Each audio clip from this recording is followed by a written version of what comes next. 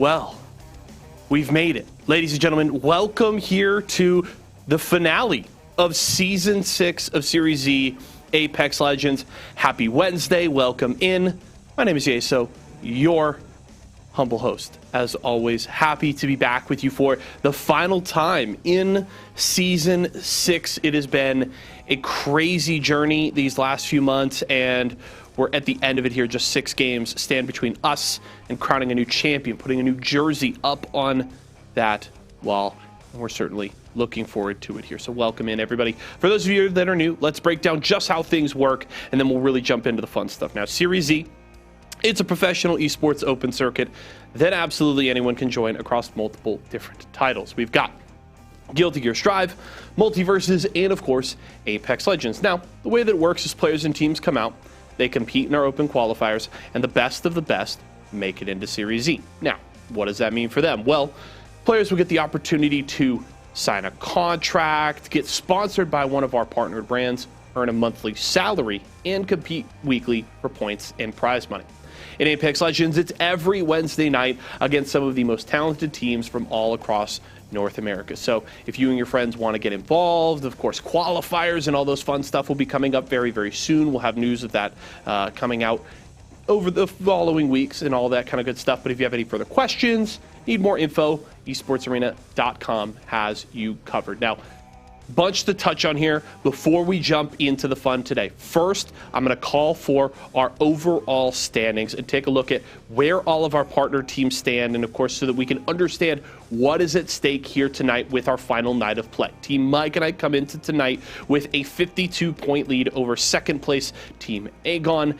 Add on an extra 16 points to that, make it 68 for that lead over Team Razor. Of course, Razor last week had a very impressive week to try and close that gap. Mike and Ike feeling, I would imagine, comfortable, but not entirely safe going into tonight because, of course, they had a bit of a down performance a week ago, which allowed Aegon and Razor to close the gap significantly. So the question will be, can Mike and Ike hold on to first place and be our Season 6 champions at the end of tonight's games, or will Aegon or Razor shake things up big time and get it done? Of course, if Aegon wins, it would be back-to-back championships here in Series Z for Force and Turns. Would be a huge performance for them, so we'll keep an eye on that squad in particular alongside Team Mike and Ike. Let's take a look, though, back at last week in that huge performance from Team Razor that shook up those overall standings. Of course, at the top of last week's show, I talked about, I believe it was a 110-point gap between Razor in first place, and they had to make some magic happen to try and threaten for that Series E championship. And of course, they showed up right from the gate. Right? Razor came out, won the first game of the night, won 2 overall on the night, and were finishing in first place at the end of all 6 games. And this was the best performance we'd seen from Razor all season long. Meanwhile, Aegon had a solid showing themselves inside of the top 5. Mike and Ike, on the other hand, had one of the more down performances we've seen from them as of late. They've been one of our best partnered teams over the last month and a half, and they had one of their roughest performances last week, which again opened that door for Razor and for Aegon to make some big moves on the overall standings. And that is what brings us here to today. A lot at stake. Of course, the teams will be playing just for, the cash here tonight. But of course, Mike and Ike, Razor, and Aegon will have their eyes set on the bigger prize, on that championship, on that title as a Series E champion in Season 6, and trying to join a very elite group. When you think about the teams that have won championships in Series E, we're talking the likes of Duplex, Skittle Cakes, and Verholst on the Season 3 Team Intel squad, Team Vizio with, Phony from FaZe Clan, right? And the rest of that Vizio roster. Also a very similar roster with Phony and Fury back in Season 2 on Team Pringles. There is an impressive list of Series E champions, and it is quite an elite club to be a part of, and one team will earn the right to join that group here today. And the question will be, can Mike and Ike hold on, or can Razor and Aegon turn Series E on its head here in the last couple of weeks? I'm looking forward to it. It's going to be very, very fun, and it was an absolute blast to watch all of these teams duking it out last week, knowing what was at stake and knowing how we were basically staring down the barrel of the end of the season, and that is only further emphasized here tonight as we have just 6 games standing between us and the end of a 6th season here in Series Z Apex Legends. And of course, then we can start looking forward to Season 7 coming very soon. But that's where we stand here tonight. Ton at stake for these squads and a ton of fun ahead of us here today. My friends, T Squared and Wynot are going to be on the cast today, bringing you all of the action. Of course, I'll be here to break things down in between, check out some replays, and keep you on point with what's going on in our standings. So look forward to that here today. But let's not waste any further time. It's the finale here for Season 6 of Series Z Apex Legends. Let's get into it. Exciting to watch. Almost big Matt Pickett vibes from back in early seasons of Series Z. Now Slepon taking a lot of damage, and I may Even shots are starting to connect with Gordon does, and they're going down Sung, making the thing sang right there. as he hopped back on with Nerf. Nerf looking like they want to close in another fight. Forsey with the shots, and goodbye to So this doorway and those windows, and they should be able to fight it out. Meanwhile, Intel getting into another battle, clear way across the map. Intel breaking. Mike and Knight are getting aggressive. They got the first knock. Actually, Z Davis once again with that charge rifle, but Bronzy. No extension from above as well. So you see what Accepted's up to. They're making the flank on down below to P1. Put down coming through. Now it's a 2-on-2 situation. Maybe a 2-on-1. It is a 2-on-1.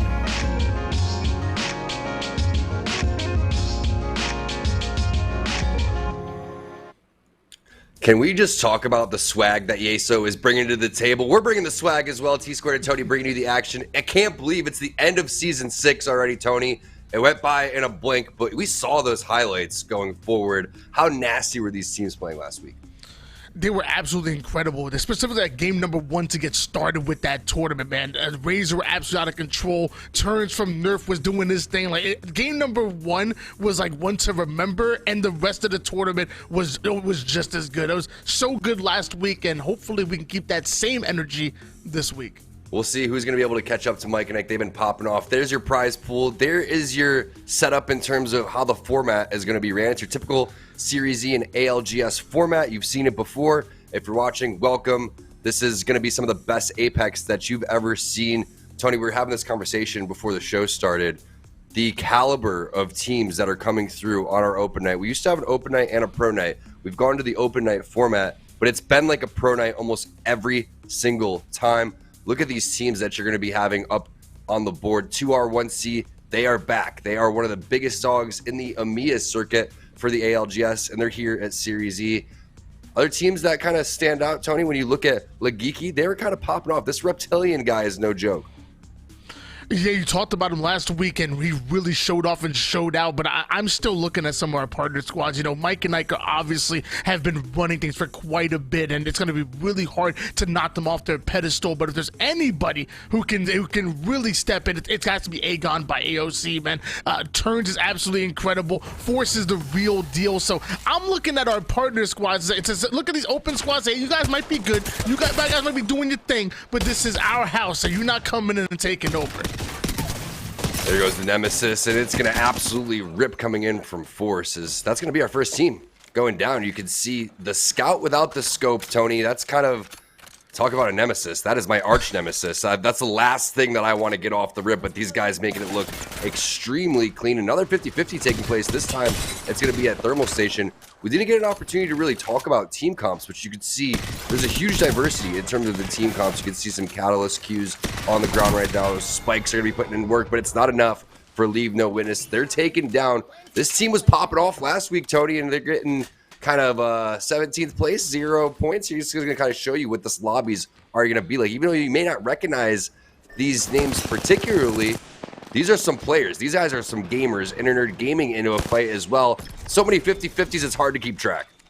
But this is how I want my open nights to be. Like, you know, if you're an amateur player looking to make a name for yourself, come in hungry. Come in. This is valuable practice for you guys, and maybe even some good money as well on top of that. This is you putting everybody on notice that you are here and you are the real deal. So I want these open nights to continue to get better and better, like you talked about before. I want these guys to be hungry and to show us what really they're made of.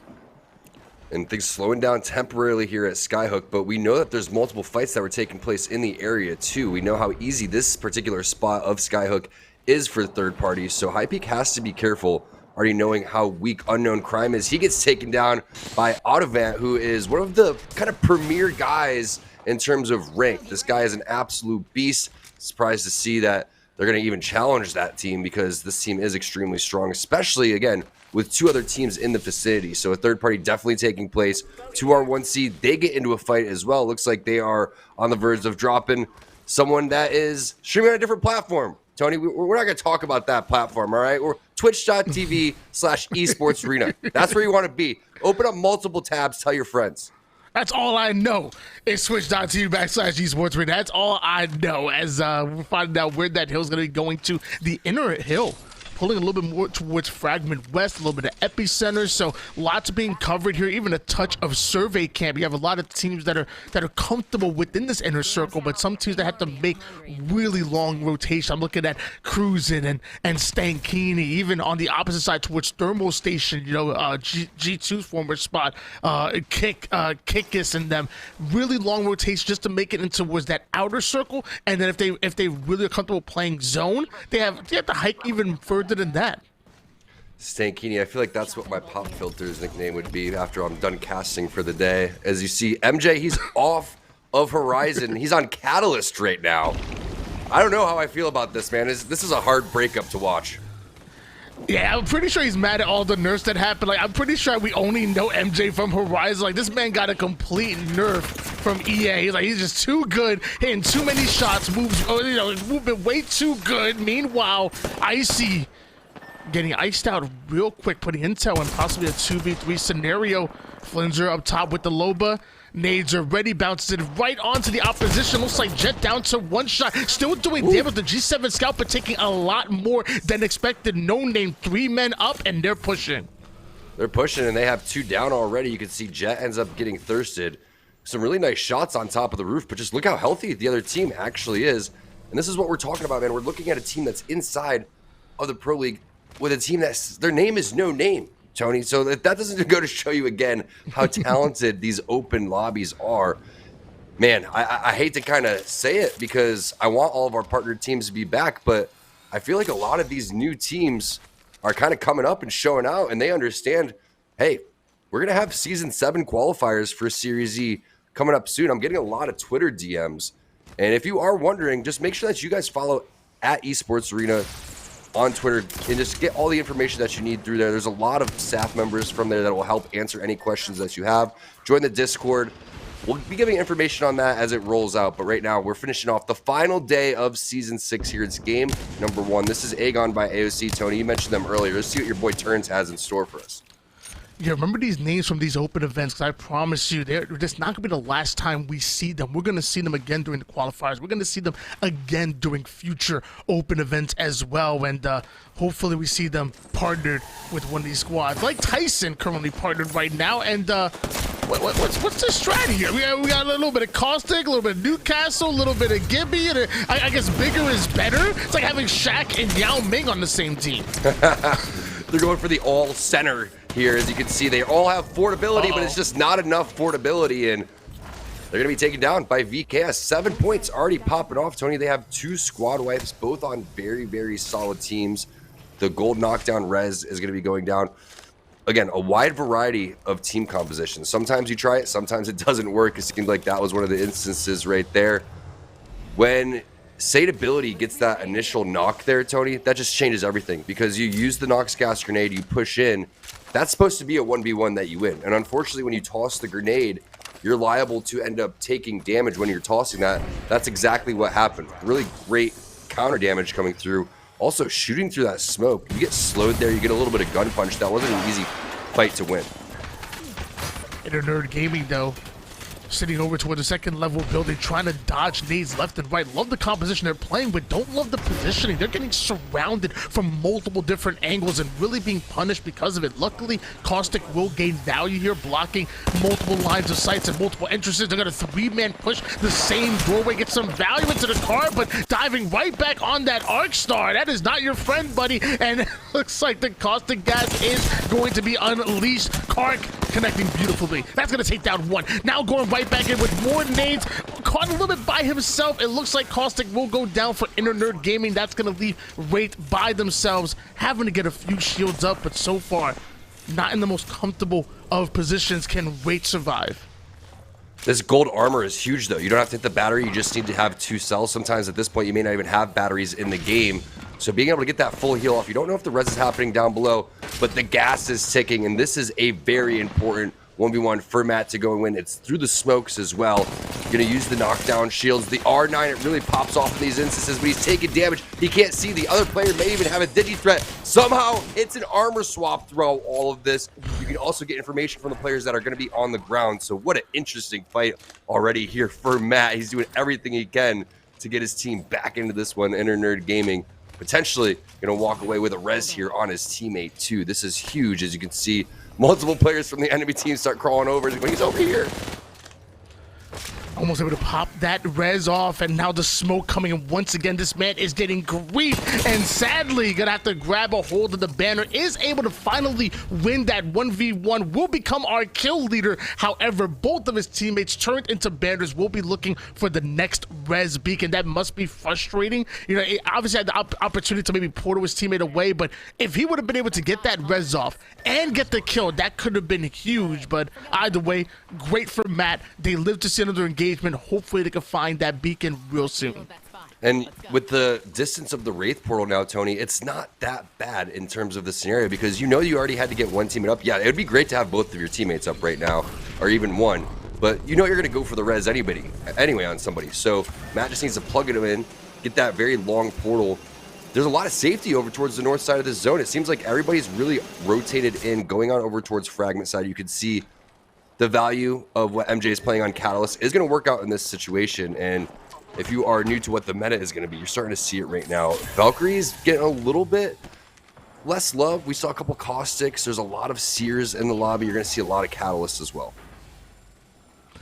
Yeah, I feel like one of my favorite compositions now has become like having like a Catalyst as like one of your main rotating pieces, and then even maybe combining with like a Bangalore as like a support rotate. Like we're walling, we're smoking, we're getting to where we need to be, or even combine like a Wraith and a Bangalore, kind of like we're seeing here with 2 Wraith, where you have Wraith as your main supporting character, but you also as your main rotational character, but then you also have a supporting rotational character such as Bangalore, who can double as a very aggressive character as well. So that's kind of where I'm liking it right now. Even Wraith and Catalyst, like I'm liking a little bit less Valkyrie and more towards Wraith Catalyst, Wraith Bangalore, because I just feel like it's really versatile. And I also think Valkyrie's toxic.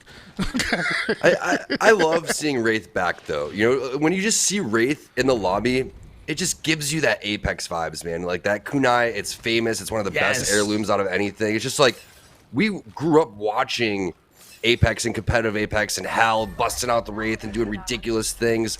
It's unfortunate Pathfinder's really, you know, not in the meta, but I feel like just Wraith makes sense. It's so nice seeing her back and being utilized in certain situations. As VKS taking a ton of damage right here.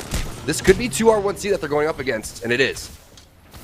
And the first knock comes in. It's going to be Kikis, the first one to go down, leaving VKS and a possible 2v3. But look at the height advantage with this Prowler is going to connect, but it looks like one goes down, make it 2, and eventually all 3. 2, Rick able to take them down, keeping all 3 players alive in 1 minute and 43 seconds before they have to move. They're feeling comfortable enough to loot up.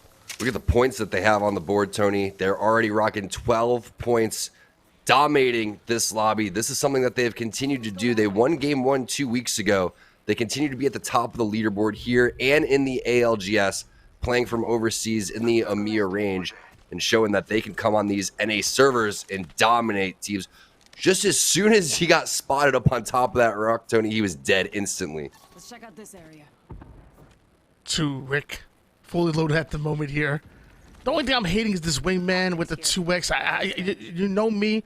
It's either Iron Sight or it's either a cog. That's it. Agreed. Do not put a 2x on a wing. It's not right. These guys are like beans it's on their not toast, right. Tony. Like, what do you expect? That's exactly what I expect here. 50 seconds of rotating. It looks like they're trying to get as much information as possible before they decide where to go. Again, that Wraith and Bangalore combined with each other, that portal going to be great for rotating. And then if you need that extra cover, you still have Bangalore, and you can still get really aggressive. I love the utility that Wraith has, where very similar to like maybe a Lobo or Pathfinder, where you can angle out your opponent, play a little bit by yourself, and get different angles on your opponents. And worst case scenario, you get into a bad situation, just cue right back towards your teammates. It's so nice to have Wraith back in the meta, like we talked about before.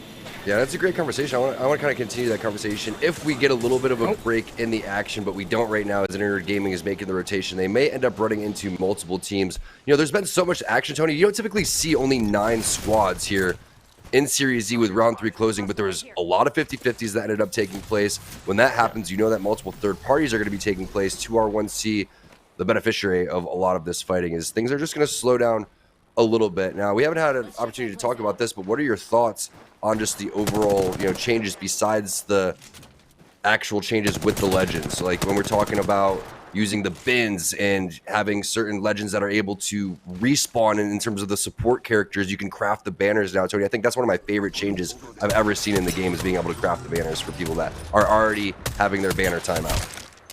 Beautiful shots by No Name, holding this team out with this height advantage, but I'm loving it because I think it just adds another layer of strategy to how you're going to be picking compositions here. You have to be obviously aware that picking up banners is so important. So characters like, for example, Loba. I've been a Loba main for a while and said that she was undervalued for quite some time, but have become even more popular, maybe amongst the ranked community. But I think there's still a place in competitive for her as well, because that bracelet is so underrated, and obviously the ult is absolutely dangerous. I feel like it just adds another layer of strategy on how you pick your legends, how you pick your composition, and how different legends interact with each other. I love it. I think it's probably the best.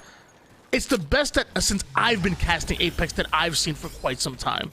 Yeah, especially because you are someone that's gotten, you know, a lot of support with Loba, and you've played a lot of Loba, so you understand how important it is just to add a little bit extra to that kit. And she's obviously not the only legend that can do that. Everybody there's certain, you know, perks now that they can do, like love the assault bins when you have Bangalore on your team, but we can see right now Bangalore's smokes are not going to stop Lagiki.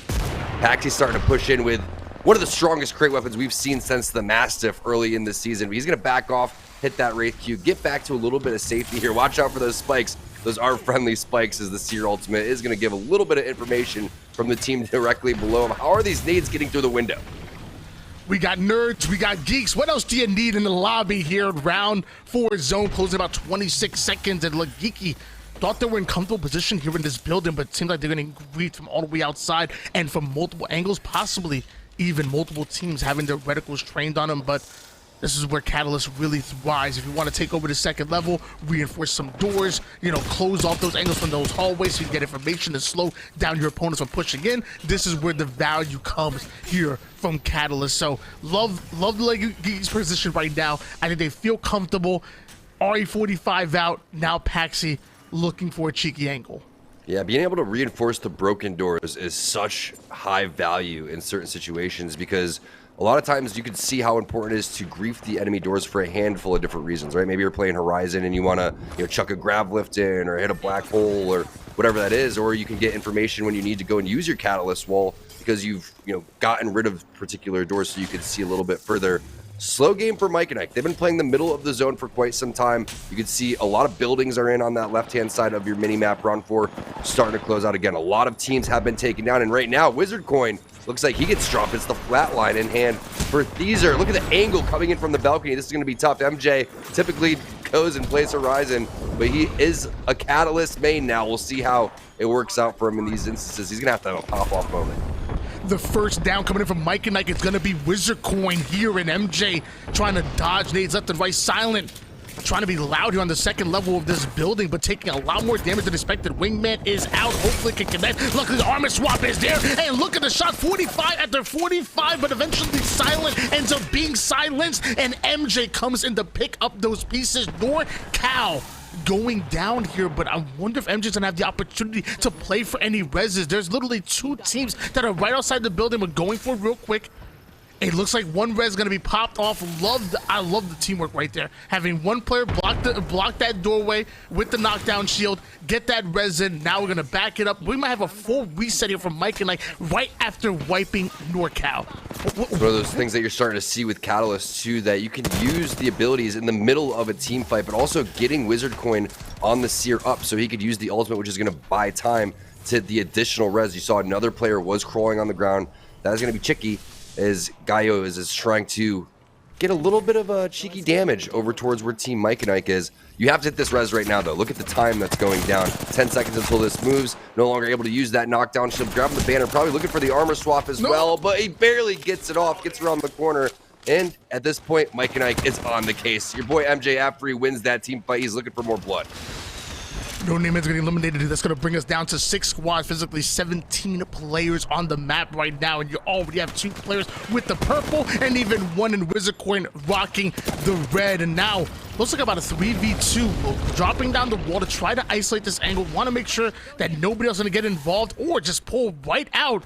Because Mike and Ike realize that KP is not worth it. Forget the 50-50. They want this positioning right here. They see it open, and they're going to take it. Love that play by Mike and Ike. Big brain coming in, especially when round 5 Hill is closing in just 10 seconds. What in the magic is MJ doing right now? The guy's throwing walls. He's just like Spider-Man with the webs on the ground and putting spikes down everywhere. And how is this building open? This is the best building to go and beat on. MJ's like, what? Okay, I guess we'll just take the God spot for free as the zone starts to close here in 55 seconds. I mean, I guess that's sometimes what happens when you have the open tournaments here. You know, there's a lot of skill in the lobby, especially when it comes to individual skill, 1v1 skill, and even how to collapse and team fight. You know, but the question is, you know, how's the macro? You know, why was this building open? Did other teams have the opportunity to take over this positioning and maybe gave it up? That really becomes the question, but we're going to find out if it's going to work out for them. 29 seconds, we see round 6 Hill going to be closing in. Mike and Ike definitely feeling comfortable right now. Still 5 squads on the map. Eventually, we'll be down to 1. You could coexist in this building, but ideally getting it by yourself is huge. The wall was perfect, though, from MJ. Whether there was a team in there or not, they were taking that bottom floor, and they were pushing in. And, you know, worst case scenario, you saw the pings on top of those blue crates, Tony. That's where they were planning on originally playing, and then they just continued to advance. And the team right next to him that was eyeing that rotation is Aegon by AOC. Look at the heavy hitters that we have right now in this final circle. All 5 squads are full 3-mans. You see 2R1C. They're getting the poke coming in from the side from Aegon by AOC. We already know where Team Mike and Ike is. And there's another team directly, I believe, below where Aegon by AOC is going to be. Aspire is fairly close to them as well. Look at all the eyes on 2R1C. It's going to be so tough for them to rotate out of that building. Remember, they have Wraith, though, so they can make a nice portal play. Yeah, you talk about coexisting in the building where Mike and Ike were, but we do see that Aegon and Aspire are going to be sharing this building. We even saw a portal go over toward the low ground. So there just might be 3 different teams hanging on to this one building that we see Aspire sitting towards the top of. But when the final round closes in, it's going to force all of these teams to move out of their current position and more toward that central circle. Who's going to be the last one to come in? Who can play cover? Who can get those shots off? Right now, it's Mike and Ike trying to figure out where they're going to go cover to cover. This Bangalore ult is going to be really tough to deal with here for Mike and Ike, but luckily they're able to dodge the missiles. Explosions left and right. With the hill closing in very soon here, I wonder who's going to have the advantage. Look at the patience from all of these teams. It's going to be Wizard Coin throwing down that Seer ultimate. MJ throws down the wall as well. And they have 2R1C in their sights as the fight takes place on the right side of the wall. And that's the value that comes through at Catalyst in the final zones here. We talked about the 2X on the Wingman. What about the 2X on the R9, Tony? I'm not a big fan of that one, but they're making it work as MJ's shooting. The players taking flight. Silent goes down first, and it's so tough to deal with this wall in the final circle here, but somehow 2R1C is able to navigate this. All eyes were on them originally. Multiple players are going to get dropped, and this is what MJ does so well as the last player alive. Takes a lot of damage in the back. Still is fairly healthy throughout all of this smoke, surviving for a majority of it, but 2R1C, I cannot believe they take that dub. One of our most experienced teams here in final circles. It's not that surprising, but their positioning was not ideal. 2R1C just fighting their way through the hell that final circle was. But I gotta give a shout out to Mike and Ike as well. You know, you saw that early Catalyst ult come in, which gets so much more valuable over towards that final circle, which you saw from them. They had 2 players go down. MJ just does MJ-like things. Right? But there's like 4 squads remaining. He slides across the map into the zone, comes back right after, by the way, dealing with one play. I think it was A12376, whatever the name. I want to say it was turns on I think a that's Smurf. turns. But deals with him quick, then slides over towards the zone, does everything he can to stay alive. And when it's all said and done, he gets 2nd place when Mike and Ike should have been down, what, 5th? 4th place at least, and maybe those points become more valuable towards that final leaderboard. Great job by him, but even better job by 2R1Z. And it was the wall that ended up buying time. But the way that MJ is able to, and it's kind of like his teammates know exactly to set him up for these moments, because we saw the teamwork coming down when you were talking about blocking the door in certain instances, the armor swaps that were happening inside. He's always been one that opens up the fights. Now that he's on Catalyst, it looks like he's going to be finishing things off. Holy kills coming in from 2R1C. We saw what they had when there were still 10 squads alive. That is how you start off the night. I don't get these kind of games in pubs. I could be 3 stacking pubs and I don't get these kind of games. And 2R1C come into a tournament full of hungry amateur players, again, like we talked about before, looking to make a name for themselves, and they just slay out 8, 6, and 5 kills. And I also love the assist to go along with it, because nobody's taking these crazy 1v1s for the most part. It's all about that teamwork. It's all about that team shot and focusing on getting those clean kills and those clean wipes. You talked about 2R1C being the real deal. Ladies and gentlemen at home, you are seeing why. Hey, Wow. And a win's a win, whether you had 2 kills or whether you had almost 20 right there and you do it in style. Another person with style, that's Yeso back in the studio. We're going to toss this in. What a compelling first game of the night, and a fascinating finish to that one that we are going to take another look at here momentarily with our Mobile One High Performance moment. But let's talk about 2R1C with a huge performance. And this is a team that's been coming out pretty strong over the last few Series E events that they've come into. And of course, they had 2 wins a week ago. And they really responded to the criticism I had of them at the top of the day last week, talking about how they would start strong and then kind of disappear after that. And they didn't do that a week ago. And now I have faith that they won't do it here again. That's a 31-point performance there for 2R1C, and a well-played final circle that, credit where credit is due, 2R1C played the circumstances well. But it is important to note as we now jump into that Mobile One High Performance moment that a lot of things broke the way of 2R1C here in this play. So let's pull up this replay, take a look at our Mobile One High Performance moment. And it's very specifically a couple of things that work out. One, it's how all these teams are stacked on top of each other and the way the circle pushes them all on top of each other at the same time. It's also MJ's Catalyst wall that locks off the other 3 teams from really engaging on 2R1C early. So 2R1C are able to hold Mike and Ike at bay long enough, because it's essentially just a straight 3v3 between those 2 squads on one side of the wall. Meanwhile, you have 3 other teams basically dropping on top of each other's heads and trying to deal with that there.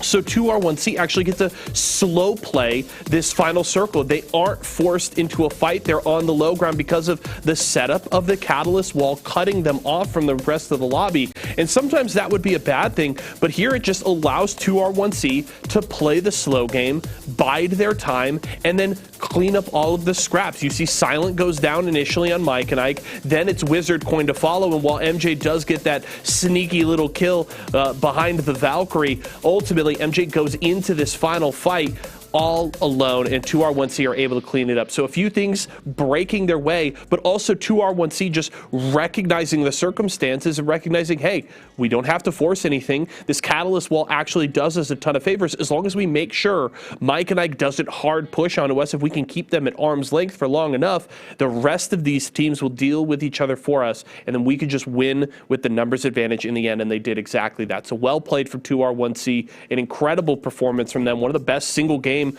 performances in terms of points we've ever seen here in Series E with 31 points. So let's take a look at where they stand on our Mobile One leaderboard. No surprise that they're at the top, but the real important part is that 17-point gap between themselves and Mike and Ike there in second place. Aegon by AOC up there in the mix as well. And a rough start here for Razor with 0 points. They've got to make up a ton of points if they want to really threaten for the top of the table here. But Mike and Ike, at least liking that they're putting up some solid points here in game number 1. That is it for our first game of the day. We're going to head to a quick break right now. When we come back, T-Squared and Wine will get you into game number 2. Tyson boneless buffalo bites have that tasty kick of flavor, so they're perfect for any get-together. If there are any left when your guests arrive. Tyson Anytizers Chicken. More kicks of flavor, more smiling snackers, more to love. Tyson.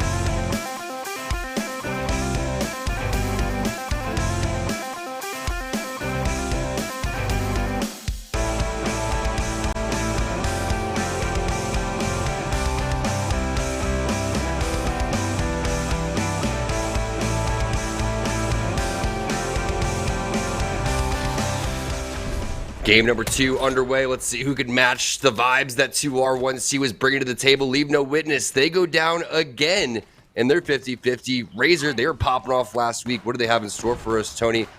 They got eliminated early in game number 1. What can they do in the Harvester side right now in game number 2? Trying to control the middle of Harvester, always the way that you want to play this one when you're going for the 50-50. We talked about how good Leave No Witnesses have played week after week. Specifically when I was casting with you, the last time, Leave No Witnesses were murdering lobbies and winning these 50-50 gunfights and even making it to end games. I think they even won a game, maybe even 2 over the couple weeks. But so far, back-to-back 50-50 losses, and I wonder if we're going to see a strategy change now coming in from them. Meanwhile, we see the 2x on the Wingman. We see the 2x on the R99. It's only about time we see a 2x on the P2020. And oh my gosh, kind of shredding a bit. New meta. I'm not quite sure if he was shooting that as fast as you possibly can, but Razor, it doesn't matter. They're still going to be able to win this team fight here very shortly. Just a couple more shots. And he's got the Mozambique in the back pocket. Everyone's favorite loadout to start the game. P20, Mozambique, it doesn't matter. For Team Razor, they are going to get the res. They're going to take that 50-50 as Team NorCal ends up getting eliminated. Put them on the board. Again, wasn't able to get out of their 50-50 originally in game number 1, but they are going to in game number 2 and maybe get a little bit of momentum going forward here as we still have 5 more games remaining in the season. We got a Mad Maggie sighting here, Tony. There goes the wrecking ball down the stairs. That thing's going to bounce around. I'm notorious for hitting my teammates with that. No more P20 and Mozambique combinations ain't arenas anymore. Now we got R99s, we got Nemesises, we got some wrecking balls as long as C-Square doesn't have it in hands. Valkyrie going right through the catalyst wall. Look at that vision clutter. They're able to secure those kills, but my gosh, can't see a single thing but the loot that's coming in. Roller on top, get eliminated. Guess they're not on top for long. Back in the lobby they go, and hold on, is that a ship? What's going on over here? Is that a res? So sometimes it really just depends. The ships will start to fly over the map right when the zone starts to close. It was this like crazy addition that was one of those extremely unnecessary additions where why do we need more sound? Why do we need more things to scare us and make it things like there's enemies around when I'm just trying to listen to where footsteps are? But yes, that was definitely his ship as you see some more flying action coming in from Cloaked. He is going to piece on a Skyhook and try to make it on over towards his teammate Matt, who's conveniently located on the opposite side. So everyone kind of playing their life here.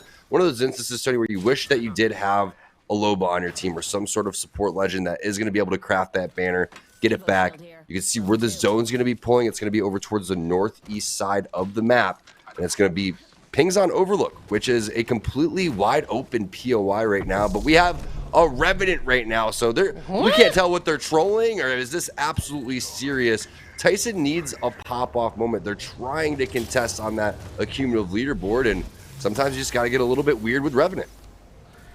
And mind you, this is the same Tyson that was running the, Caustic, Gibby, and Newcastle composition, now bringing Revenant in, and I feel like I hate Revenant. I'm gonna be honest with you, but usually if you're gonna try to make it work, I feel like you gotta have to combine it with an Octane, right? Use that Rev all doing the damage, get sent back to Totem, and then hopefully right back into the action via the Octane jump pad. That's what I would imagine, but apparently Rev Wraith is the new combo.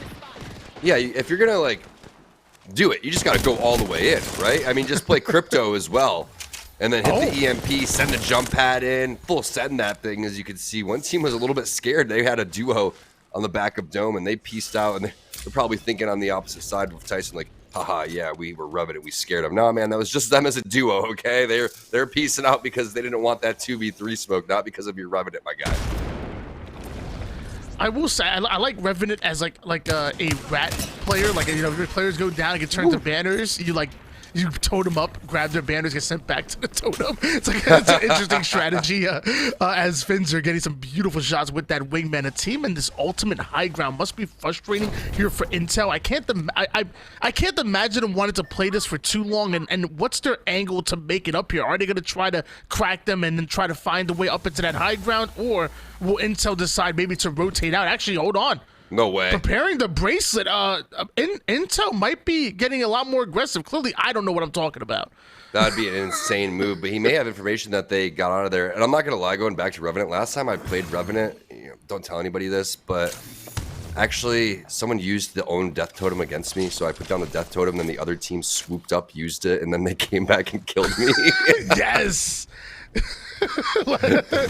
That's not just for you guys. If you see a death totem on the ground, anybody can use it, all right? I already knew that, but it just kind of burned to see it happen.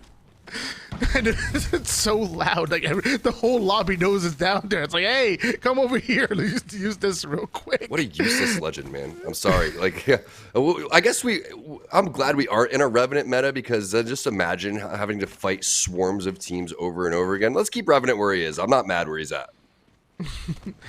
I always imagined at some point in time Revenant becoming like the team meta killer. Like I always thought that Legend gets so strong that we become too reliant on the Legend's abilities, and I imagined Revenant's tactical countering some of the abilities. Like, you know, with jetpacks flying all over the place with Valkyrie, Revenant, you know, tack cancel that jetpack, and now that player's kind of like, you know, discombobulated for a bit. I always imagined the world, and then also taking high ground with Revenant climbing. I thought Revenant would be really, really good eventually, and it just never happened. Well, now you can do that, Tony. Plus, you can get information through the walls. You can throw stuff down and cancel reses. His name is Seer. So, you know, who needs a second life when you can go and basically see exactly what's going on and getting all that information for free? Also, can we talk about how bad Revenant's silence is? That thing does not go where you want it to go. Like, if it was like a Maggie riot drill and you could just, like, fling it directly at somebody, that would be OP. But I don't think I've ever hit anybody with one Revenant Q in my entire life. All right, guys, we're going to stop beating up on Revenant. I'm not done yet. I'm starting to feel bad. Put me back in the ring. Revenant done mastered Loba's entire family, but we've been really tough on him. So why don't we go easy on Revenant? Tyson, currently one of the 17 squads on the map, find himself towards the edge of circle. I always find myself in ranked wanting to play edge. I feel like teams rotating in, you might be able to grief them out, keep them at bay, and obviously just being in the circles, obviously value in that as well as you look to plan your next move. We do see that portal come in. It looks like Tyson comfortable on the low ground, get my loot up, but I wonder if they're going to try to play height. Is there any teams around? I wonder if they're getting information this is where they want to play long term, or if they want to collapse on a team that, there we go, there is a team right above them. So if they're not careful, eventually they're gonna get greeted by Tyson. Actually, I'm kind of cheering for Revenant now. Despite all of, you know, the things that we've said about him, I want to see success. I want to see Revenant success as people are going to start coming up with here they come. Tony, they're on top of things over here. They're getting sent back, but was that a Wraith Q going up the zip line here? They're just one by one. Such a useful legend. I think he was trying to go for the kidnap. Like, I guess zip up, kidnap a player, get the kill, and then like the Tyson are clearly hungry right now. They're going in for some craziest strategies. Inner Nerd Gaming get eliminated. No Name gonna follow right behind them. Razor kind of picking up where they left off last week here. As just for fun, you know, they're here just for fun. There's a whole tournament going on, lots of money on the line, but they're here for fun. Someone give Tyson some nuggets, man. They're not thinking clearly, or they're just thinking insane. You're not you when you're hungry. But, you know, you lose half of your HP for that. That's the one thing that's tough. So they're just going to get sent right back down below. But that was very disciplined watching the zipline right there. You always got to be careful from teams that are going to end up pushing in that type of instance. So making those shots basically look easy. Yeah, they're going up the zipline. It should be free shots, and these are very talented players. But being able to execute on that is what it's all about. And speaking of execute, hitting the shots, giving them the Stankini leg out here. As you can see, the wingman, R9, Aspire getting eliminated. And Tyson playing it patient down low, gets rewarded. Curious to see where exactly this zone is going to be. We kind of know that it's hovering over towards Overlook, but there are a lot of different Overlook circles, and it could continue to pull a little bit over from that northern side away from there as well. Not to get back on the Rev train again, but I'm kind of like seeing the inner genius within this composition. I talked about like support rotational legends like Bangalore and even Catalyst, but like, what if like what if you Rev Totem, I'm not feeling it, and then you Portal? Is it like kind of like a genius like rotational piece? Like I don't know. I feel like there might be some inner genius within this Revenant and the Wraith composition. Watch out for Tyson looking to break the meta here. Meanwhile, Mike and I about to get broken in half here because they already lost one player, and now Wizard Coin coming in. Hope we can hit those shots. He's a Wizard, Thomas. And he's also The L-Star. back to the lobby. Don't sleep on the L-Star, man. We were seeing a lot of Prowler, but the L-Star is one of those weapons that, and I feel like EMEA players and EMEA teams would be the one to kind of adapt that, because there was a time and point in Apex, not that many seasons ago, where L-Star was in the meta. As you see the third party happening just for fun. We were just highlighting them. They end up getting eliminated in 12th place. 2R1C, winners of game number 1. You can see how many points they have on the board. It's going to be the flatline, dropping Iarka and Chaku trying to get out of there with the Wraith Q. And we know there's going to be a lot of action over here from Overlook based on where the zone's going to go. The Prowler shots connecting, but it's still just not enough for the flatline. The tracking from VJ, absolutely insane. One of my favorite combos here with the R9 Wingman. Going for the smoke and then the res. This is absolutely insane, especially considering that Chaku maybe got out of there, bought some time, and did that, you know, cost of his life right there, buy time for his two teammates to get back into this game. High risk, high reward to play for that smoke res, but it looks like it's going to pay off to be able to play as a duo as opposed to a rat for 2R1C. We saw them having a crazy game number 1, but the last thing they want to do is fall early here. Eventually, they want to make their way over towards that banner, but hold on. The micro drones are in. That's going to cancel out any opportunity to be able to smoke over towards it. The location is known by multiple teams. They might have to fight out R99 against the red shields. Decent amount of damage, but it's not going to be enough. Eventually, 2R1C are going to get pushed. This is a 2v3. Tough 2v3 to get out of, but when you have the movement like VJ, he's going to get out of dodge with the smokes and then that double time boost that you get when you have to avoid that too. It doesn't matter. This guy's unstoppable right now. One of the worst spots to be is under these buildings, and you can see why. A lot of different angles, and that's going to be 2R1C winners of game number 1, going out in 11th place. Legiki getting on the board over here. Tough situation for 2R1C, Tony. They were getting pinched from all different directions. And keep in mind, at the top of your screen, you still have 3 different squads that are within third-party distance here. So Legiki can't get too comfortable there within the zone, but they need to watch out for multiple squads coming in, and that includes ATH with that G7 scout asleep, looking to put somebody to sleep from this trailer side, but not comfortable with their position. Looks like they're going to rotate into a new one, so everybody trying to make sure they get that position here going into round 4, because now is when your macro really starts to be tested. Now it's when really position matters even more than your shot, because you have 10 squads in a circle that's really too small to house them all. But that's what these pro players are so good at in these instances, and these partnered players. They make something out of nothing. They'll just say, hey, we're going to play this crate. Next thing you know, there's 3 teams on one crate, and they're all living in the same area. Good luck pronouncing this team name. ATHXHVY. Can you just Heavy? type something a little bit easier? Is it? I don't know what it is. I'm just gonna call them ATH. Okay. There needs to be a rule for the casters. Okay. You can only have a certain name. You know, you can't have a team name that tough. You can't have player names too tough. All right. Just keep it easy. All right. Cruising. All right? That's easy to say. Team Tyson. That's easy to say. ATHVJX. They're probably going to play Revenant next game, Tony. Let's be honest. They like to grief the casters and the lobby. Kodagami, he's trying to grief everybody. The shots are going to be landing. The wingman is what he needs, but no death totem there. And there they are. ATH, they're just going to play Revenant right now. They're here to grief our partnered squads. They're taking dubs left and right. Aegon's going to get revenge for Team Tyson, though. Say, no res on top of this rock. We are hunting you down. Look at the shots of Orioles with the Nemesis. Yeah, everything is earned, nothing ever given here. Aegon not going to allow him to get that free res off. In fact, going to absolutely chase them away. And with that, 2 teams go down. I said this round 4 circle is going to be too small for all of these squads, and you're seeing it. We go down to 5 here. Aegon by AOC having another team in their sights, and looks like as the teams get smaller and smaller, they feel more comfortable to take these individual gunfights, so they're getting really aggressive because they know there's a lesser chance of a third party. Skynade coming in. Force gets some beautiful shots. What an angle, and then the Skynade falls in. With that, they have to get aggressive right up in the face of Intel. That's knowledge for you. We got a new kill leader. It's going to be Force E. And they barely lose any of their shields throughout all of that. No health meds needed to be expended. That was a great Kobe Skynade coming in from Force.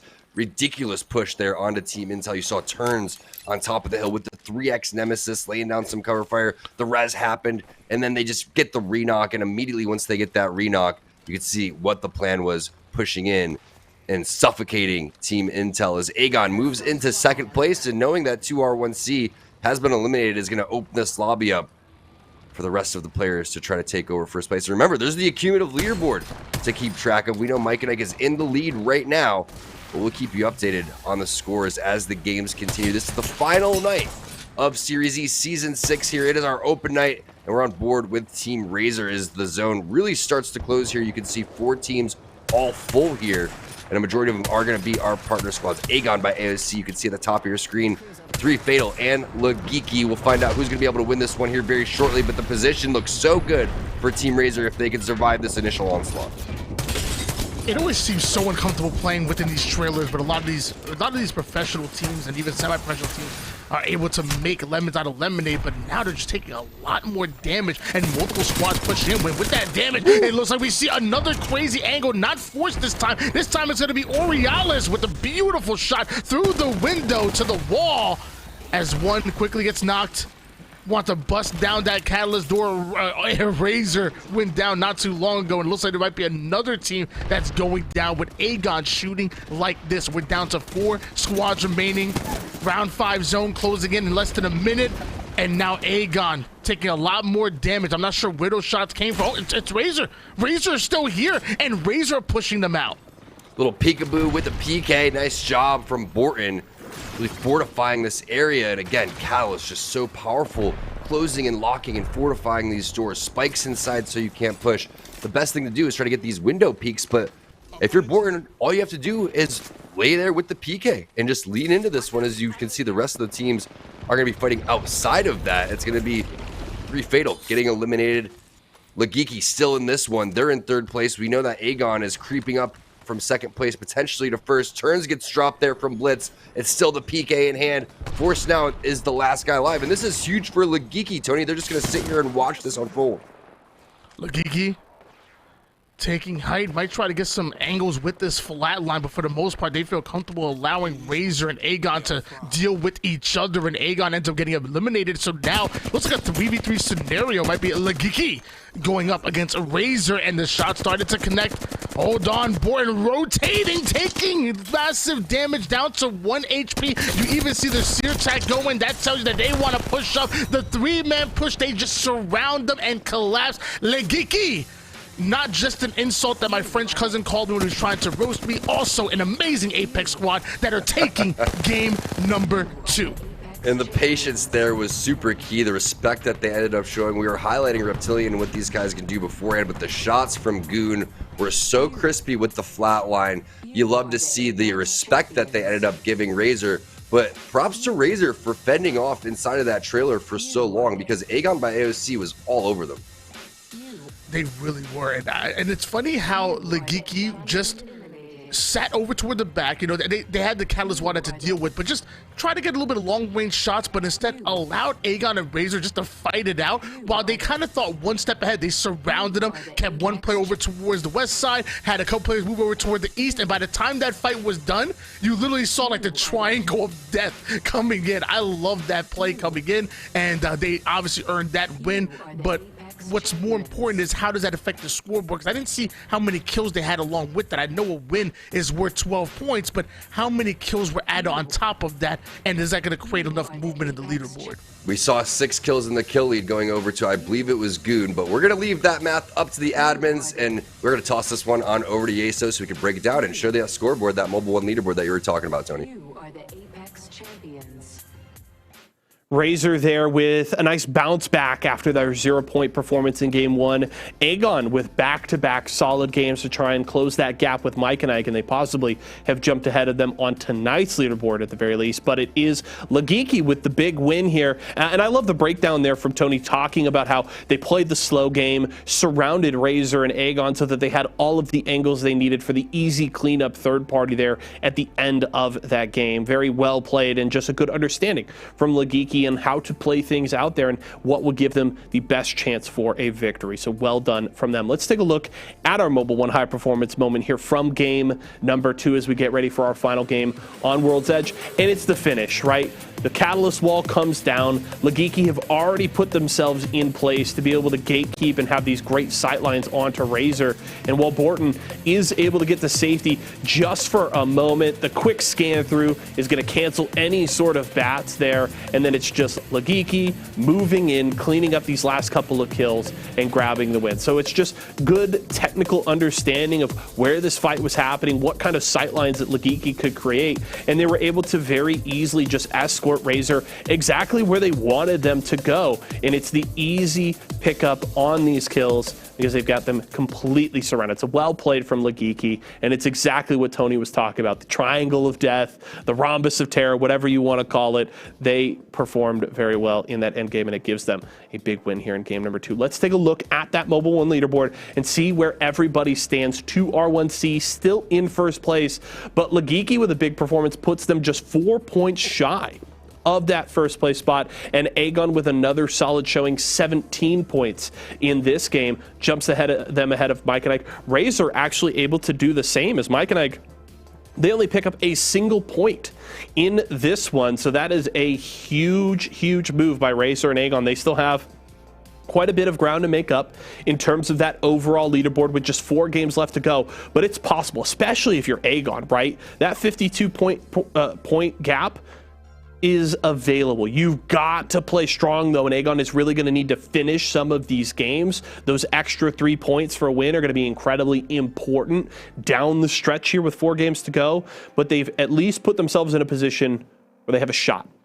They can do it. And Mike and Ike got to get back on that horse, get things rolling. Silent, Wizard Coin, and MJ want to keep these teams at bay and secure that Series E championship. We'll see how things shake out as the rest of the night continues. When we come back, it's game 3. T-Squared and Tony take you to World's Edge for the final time this season when we return. Are you ready for it? Are you ready for it? Are you ready for it? Keep shining those lights on me, like nothing you've ever seen. Are you ready for it? Are you ready for it? Are you ready for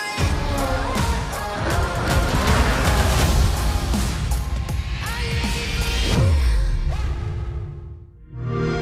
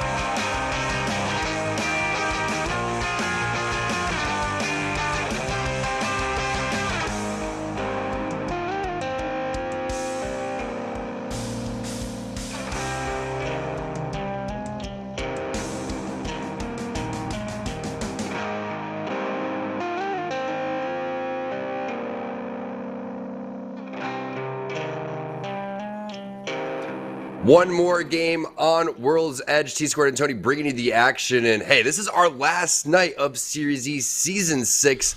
We're talking about the qualifications that could end up going down for Season 7 here very shortly. So follow at Esports Arena on Twitter for all of that action. But Le Geeky, Tony, one more time in French for everybody. Le Geeky. What we're looking for. And what is Le Geeky? I don't know. My French cousin, he was like in the middle of roasting me left and right. He's over here, he's like, the only French you know is toast, and going back and forth. And eventually he's like, all you do is play video games all day. You're like geeky. And I didn't know what to say. I literally ended my whole career. I had no idea what to say to that.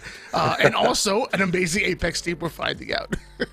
They're really good. And again, the quality of these open nights, I cannot give enough credit to these players for coming through and going through Series E, realizing that this is the step and path to make it into pro, try to get on these partnered squads. We've seen the success that Series E has brought to teams like the Esports Arena team, Team Optic Gaming eventually. You know, they signed to ESA, then they end up going to Optic. That is from the work that they put in through Series E. So again, if you're looking to get involved, you can get involved and sign up for Season 7 and make sure that you go through that qualification process. I know there's some nasty Apex players in the chat room, but we're getting ready for game number 3 here very shortly. Overall thoughts, Tony, from the first 2 games? I mean, so far the first 2 games were absolutely amazing. A 2R1 seed still put on one incredible game number 1. Almost 20 kills between the 3 of them, making it look like an absolute pubs lobby. And then Le Geeky just showing us what good positioning and patience can do when it comes to these end games and closing it out, making it almost look easy, although we obviously know it's not. And I expected that to continue to carry out throughout the game. Like you said, last game on World's Edge of the season, bit bittersweet that we're coming into an end. Can't wait for Season 7, honestly.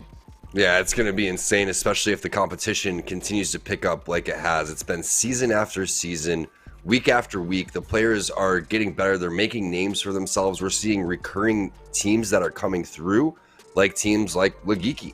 And this is a squad to look out for that potentially could be a partnered squad. And when you look at these partnered squads, Tony, they're so talented too, because they've continued to grow. We saw what Team Mike and Ike, for example, think about where they were in Season 5, Tony, on the verge of being a bubble team that almost got eliminated. They would have to fight back through the relegation process, make their way back into Series E, which they're completely capable of doing. It's just a little scary thing, and you don't know if you're going to actually get your same partnered team. You don't know if you're going to continue to be Team Mike and Ike if you end up losing out on that. And speaking of losing out, there's a 50-50 already taken place, and it looks like it's going to be Team NorCal losing out on this one here over towards Harvester.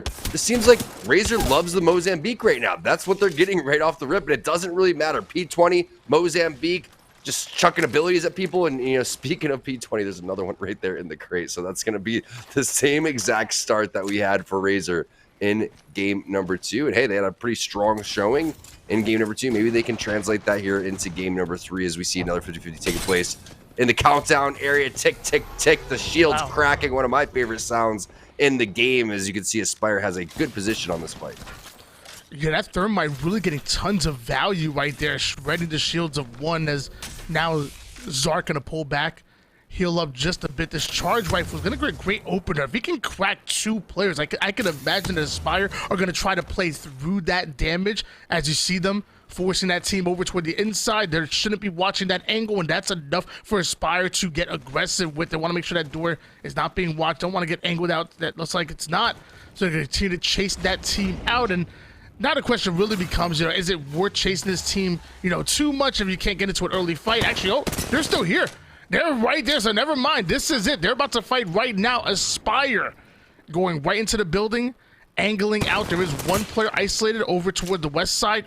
34 damage onto him. That's going to back him down just a bit. Surprise Red Ranger did get aggressive on that. Now looking to keep him in that room. The enemy has arrived. Nice use of the Catalyst spikes here.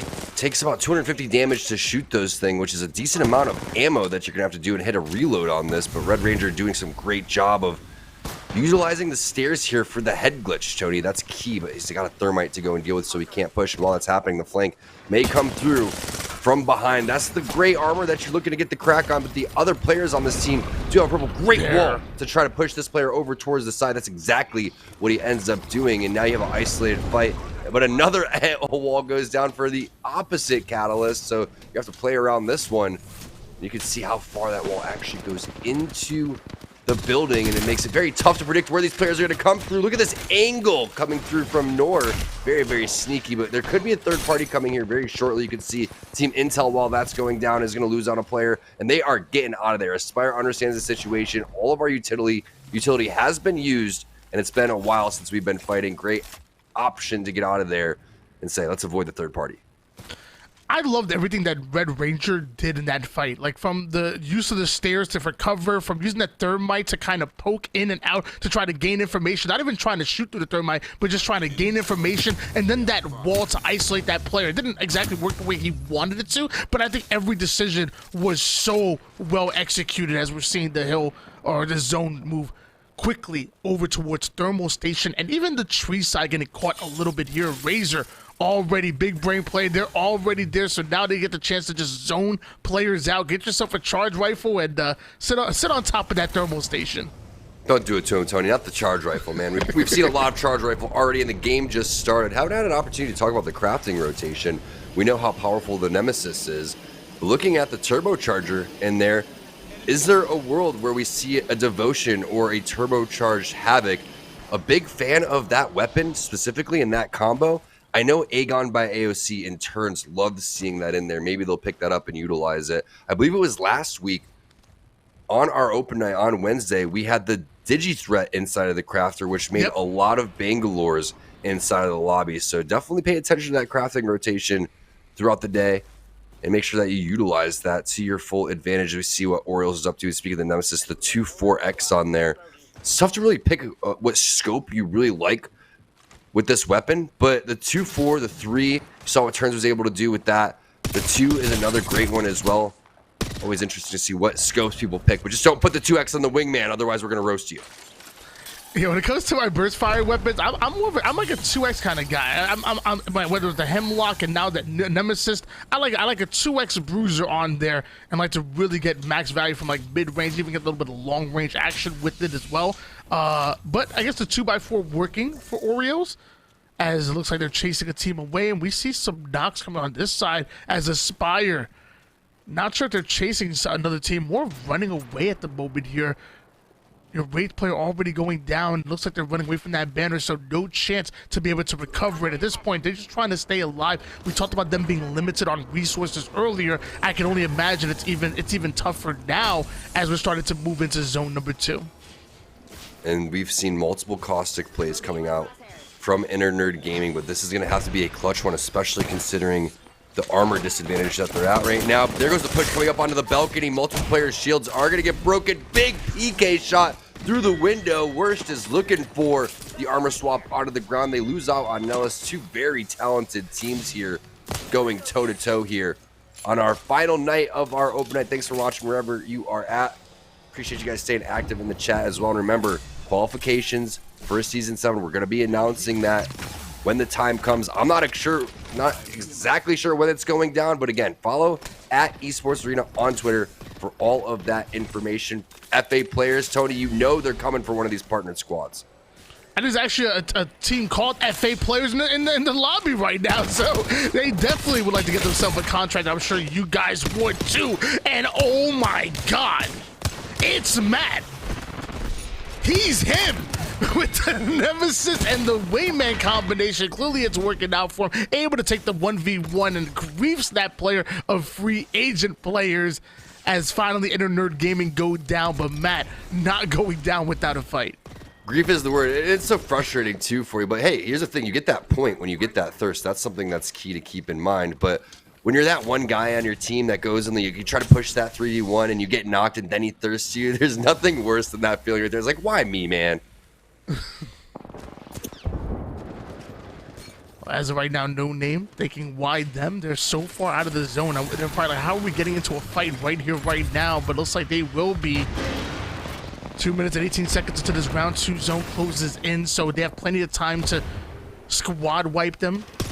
take their time with this. We see a player actually rotating over toward the west side, and Chicks using that same head glitch that we saw earlier being used. So powerful as able to angle out one player, put a decent amount of damage, but now taking a lot more than expected. Luckily able to get that battery off, and now the R99 hitting for 105, but not enough to keep Seer alive. That's gonna bring one down. The second one gonna fall as well, and that's gonna leave Chickus by themselves.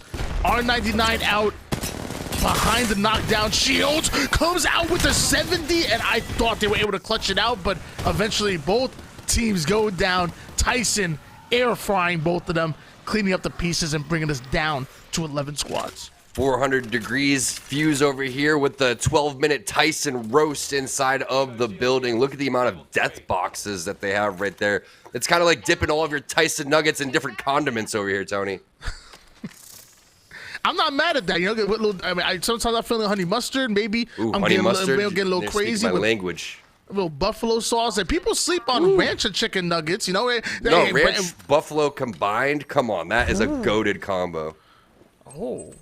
See, I didn't know we would come. I didn't know we would combine. I said we combine. We talking about a whole different. Look, we can go on this for a If while. you're I'm just saying combining we honey might have to start a and mustard, you can- podcast. Yeah. If you can combine honey and mustard, which makes a honey mustard, you have to be able to combine the ranch and the buffalo already. It's, you know, can we talk about how crazy that play was from Chicks though? Where tosses the grenade, jumps on the grenade, uses the enemy or uses his teammates' knockdown shields to try to stay alive. That was a psycho play. I loved every bit about that engagement, and spot on, Tony. Using all of the cover there, utilizing all of the utility from the Legends. Very impressive watching the head glitches, the R9 shots. It was a party inside of that building, and Tyson is going to take that loot 10 times out of 10, plus the points. They really needed those ones. As you see the rotation coming in, Paxi going to get Goon and his squad to a safe spot inside of Thermal Station. The one team that we brought up earlier that is just big time chilling, that's going to be Team Razor. And they understand Thermal Station zones are fairly tough, because if you are not inside Thermal Station, there is a lot of gatekeeping that's going to take place. The problem is the resources when you've been waiting here so long, especially when you don't have a Loba. So looking at the ammo check, we also have that great UI in the bottom right-hand side, so you can see exactly how many heals they're going to go for. And it's just a smart play when you talk about utilizing utility. Hitting that Phoenix kit, save those cells, save the batteries. Very rarely do you get full Phoenix kits off in engagements anyway, especially in the Seer meta. As you see, Stankini with the flatline, it's going to get a knock somewhere else on the map, and that's going to be Team Tyson also fighting over towards the back of Tree. So a lot of teams playing the edge right now as well.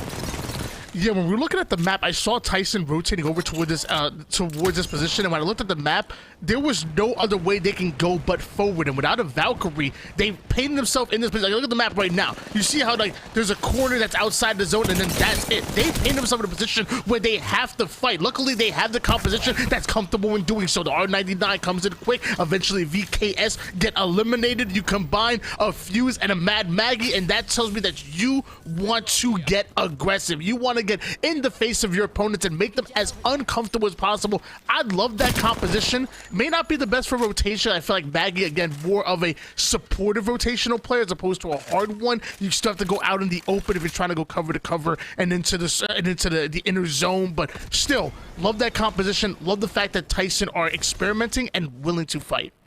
One thing that would just make Maggie so insanely powerful is if, when you toss that Wrecking Ball, if no other enemies could use that to get that speed boost, or maybe even slowed enemies inside of that. Because imagine, you hit someone with the ball, it gives them that distortion. They can't really shoot and fight back the way that they wanted to. But nothing's worse than when you're trying to make that rotation and you're trying to run. Everybody from the enemy team gets the speed boost, so you're out of there, but they're chasing you at that same speed that you left. That's the one thing that may set Maggie apart, and maybe there will be changes to make her a little bit stronger, but I feel like she's in a really good place. Love, one of my favorite passives in the game is that shotgun passive, where you're sitting there and you could just run with your gun out the entire time. The only legend that you could actually do that and continue onto that speed is Aegon by AOC is now on the hunt. They know that fight took place over towards Tree. They're trying to hit this backside rotation to get the high ground. When we're talking about rotating from Thermal Station and picking up kills, that is one of the spots to be. As you see, VJ gets a knock onto Wizard Coin, so we have two teams fighting. That's going to be 2R1C, I believe, going up against Mike and Ike somewhere on your screen right now. It's Team Tyson, though, and this is the legend that we were talking about. It's going to be Mad Maggie, the portal coming in from Uchaku as well. Here goes the rotation. He was so slowed from all that Bangalore smoke and the ultimate that took place. Look out, a little bit of spikes coming in, and the portal has to go down for Hierarchy. It's always the scary moment when you're trying to get the portal as far as possible, but your teammates are getting shot at. We'll see if Uchaku is going to be able to clutch this one. He's got the Nemesis. We're seeing the go-to scope for these players. It's going to be the 3x, and just look at that thing rip. And this is such an important battle here. I mean, it's 2R1C, and I believe it was Mike and Ike on the other side of things at one point as Wizard Coin did end up going down. And look at those shots with the Nemesis. My gosh, able to deal with one. Looks like off the screen, Silent getting a kill onto Goon as well. So plenty of fighting going on in the general vicinity here as round 3 hills closing in, and a lot of teams are forced to push forward. You have our Wraith player taking height, blocking this angle. They have the responsibility of making sure to cover his teammate while they're going in for the res. Able to do just that. Damage in, right back out. Well played by 2R1C to reset and now re-engage. My anxiety is skyrocketing when he's on top of that rock, moving like that. And oh, the Sky Nade coming in from Red Ranger, a player that we were highlighting, loving how he's going to be playing. This is a duo from Aspire, and they're putting some good work onto 2R1C. I love that cover, though, that Uchaku put on top of the rock while they go for the res to get everybody fully involved. Such a tough fight, though, because we know, again, the zone's pulling over towards Thermal Station. This is one of the most popular third-party areas because it is such a powerful spot to go and lock down. But Uchaku, he's not worried about it. He's maneuvering on over this rock like a mountain goat out here as MJ gets taken down from Team Mike and Ike. Again, it was a 3-team fight throughout all of this, and that was that Wizard Coin box of the initial knock that took place with the Arc Star. So multiple teams in the vicinity with a minute and 30 seconds left, 50 seconds on the portal. 2R1C is going to have to start thinking about rotations. And it looks like Mike and Ike being left at just one player is going to be Silent, trying to move silently across the map and get themselves as much placement points as possible. Or, you know what? See some free shots, take some free shots. I'm not mad at that. MJ still down. Not sure if Silent's going to try to play for the res here. We do notice 8 squads remaining. They find themselves towards the outside of this, not feeling comfortable to jetpack up, so going right back in. We do know there's a couple other teams that are trying to make their way toward the inner circle as well, and that includes free agents who are getting shot across the back and the front as well. We have a free agent sandwich. I wonder who's going to sign them. Now I'm just thinking about the condiments. Realistically, if we're talking sandwiches, man, like Series E makes me hungry. We talked about it in the chat a little bit early. Got Mike and Ike. We have Tyson's. We know that Vitamin Water is involved with Esports Arena as well. You have a full meal plus the snacks going forward. Plus you could game on your Aegon by AOC monitor. I mean, our partners are awesome. Big shout out to our partners. You see Team Tyson fighting for positioning over here. It's going to be Kodagami coming through, and you know, this seems a lot more like Team Tyson than when they were playing the big boy composition that they had with Newcastle Gibby, and this aggression coming out from Team Tyson really showcases their skill. Yeah, we're seeing that they're very capable of fighting out multiple different teams and even capable of collapsing onto building from multiple different angles, but sadly there was so many teams that were able to angle them out, and it looks like soon they might just be eliminated as Stankini ends up going down courtesy in the hands of our Seer player of 2R1C. And then at one point, he's like, bro, VJ, you gotta stop going down, brother. You're doing the damage. You just keep going down left and right. If I have to res you one more time. Round 4 is going to eat you alive, though, so it's only up to Kodagami here as the lone player from Team Tyson. But he's the kill leader as FA players, they get eliminated. Razor, they're still in the middle of all the action here in Thermal Station. And finally, someone shuts him down. It's another partner team, Aegon by AOC, stopping Tyson's reign. But I want to see that same composition, that type of aggression and confidence coming from Team Tyson as we move on to Storm Point for the 3 final games here of Season 6. 2R1C winners of the first game, they get eliminated. It's Team Razor, it's Aegon by AOC. And somewhere there is a rat, and maybe that is from someone from Team Mike and Ike. Remember when MJ was down, it's actually someone from Legiki. Okay, so here's the thing. When we saw MJ was down, Tony, earlier, and you saw that he was possibly resable, I was going to ask you this question. This is going to say a lot about you. What type of teammate are you? Are you going to be like, leave me? Or you be like, nah, bro, I'm resable? I mean, depending on the situation, I feel like there was a lot of time on the board there. And I feel like the res was possible as long as not another team there. If there's another team there, I'm saying leave me all day. I have no problem being left. I will say that I take it, it's a situation by situation basis, and I feel like at least there was time on the board before the zone closed in. I just didn't know if there was other teams around. Other teams around, go ahead, live to see another day. All right, so I'm always the res me guy until you start getting shot at while you're resing me. I have to see it from my own eyes. All right, I'm like, oh well, no, I thought I was safe. I mean, Sorry, look, I'm not sitting here watching you rat, buddy. Like, we get to the next lobby, we'll get our RP in the next lobby. Don't worry, yeah, it's we'll about get our 20 RP in kill the next game. lobby, Tony. Let's just keep it going. All right, let's keep everybody entertained. We don't got time for rats over here, but there is a rat in the lobby. Lagiki looking for a back-to-back win maybe, and if Aegon by AOC and Razor duke this one out, and these were very similar endings that we had in game number 1. Remember, these were 2 squads that were duking it out in that final moment, but I feel like they finally have found where Paxi is. You can see Team Razor is on top of it, and there it is over for Paxi. They've located him with the Seer. The G7 Scout, that thing is almost a gold scout. You have the perfect attachments that you need here. Interesting angles being taken by Aegon by AOC. Looks like they're going to try to get that pick on Lagiki for that rat play. All 3 players inside of this one train cart, but you know what? Turns with this Kraber could really turn the tides over here. He's getting a little bit crazy, shooting missiles at everybody, even himself and his teammates. As you can see, the angles are perfect right here for the Kraber, and he does connect. Somehow Paxi's living in between both of these squads, by the way. But I love how patient Aegon by AOC are playing this. I guess they could just 3v1 ape Paxi. However, they also realize they got to deal with Razor as well. So diverting their attention with that target prioritization and making sure that they're careful with the way they eliminate Lagiki is really perfectly played by them. Because like I said, if they 3-man push Paxi and Paxi happens to crack 1, now Razor have a 3v1 against them with full shield. So love the way Aegon played that out. Now we're down to 2 squads. Now a little bit of 3v3 Arenas action, if you will. 29 seconds to the zone is closing in, and it looks like Aegon are already spaced out and covering area where they're over towards that central where the zone is moving in. Razor starting to send Borton out to maybe do the same. So important here for Turns to land a shot, because as soon as he does, the damage is going to go down. Big 25 damage right there onto one player on the roof.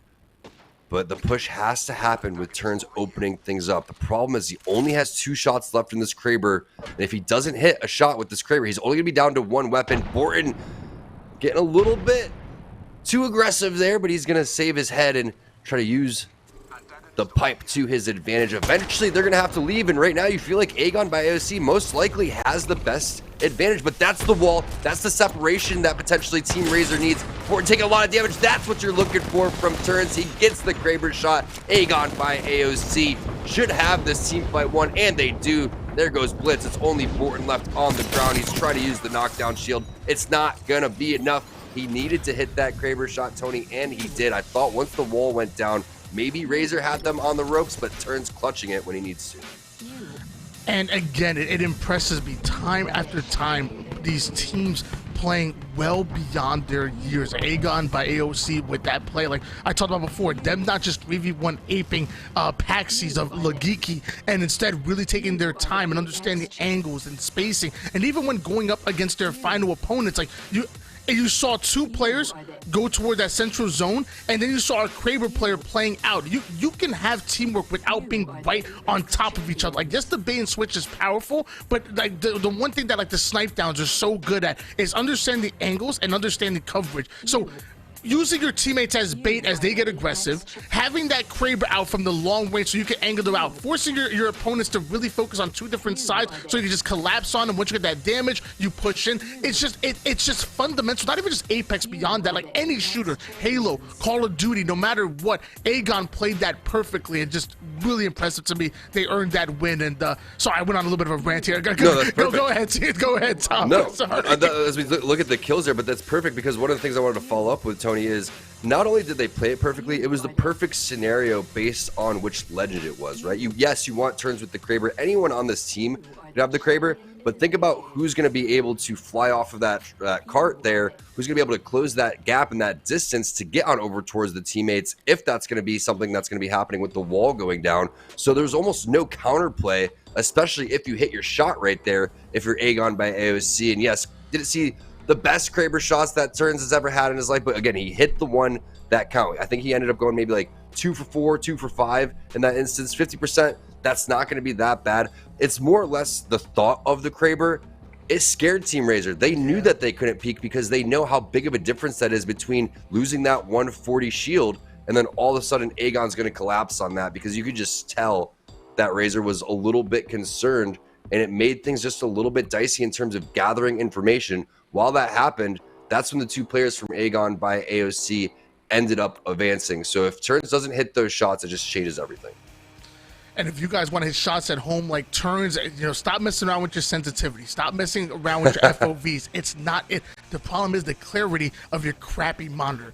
Chuck out your old, get in a new. Make sure you get yourself some of that high quality stuff. I'm sure they have a Twitter somewhere, but someone for esports Twitter, pop the link over in the chat right now and get yourself an updated monitor. Stop playing like a noob, because I'm tired of matching y'all guys in my lobbies. Get yourself a good monitor so you can hit shots and see the competition. Yeah, not only that, make sure that if you are rocking a 144 hertz monitor, that you're not using an HDMI and you're not a noob and you are using a DisplayPort cable. That's something that I was doing for a long time. I'm just saying, tossing out a little bit of tidbits of information. We're also going to toss this one on over to Yeso.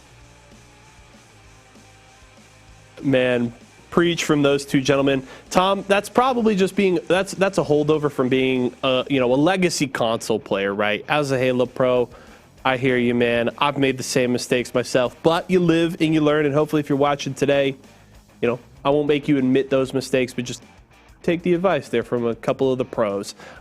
Big win there from Aegon by AOC, and this is a team that we've already talked about a bunch of times. The gap that they're trying to close here with Mike, and I can see both themselves and Razor in this final circle, and now with 3 games to go, they've made some big moves, and that's a huge 24-point game for the side of Aegon by AOC. And Turns looking to do it again, because if you remember back to the end of Season 5, it was a very huge late season surge that came into the final week with Nerf still just outside of first place, and they showed up strong in the last couple of nights of competition to turn things on their heads and grab themselves a championship. And Aegon, they might do the same thing here for a second season in a row. Still some things to be decided, but man, Aegon looking really, really good tonight. Let's take a look at our Mobile One High Performance and how Aegon was able to clean up this win here in game number 3. Talked about at the end of the last one that Aegon, if they really wanted to make that push, they needed to start finishing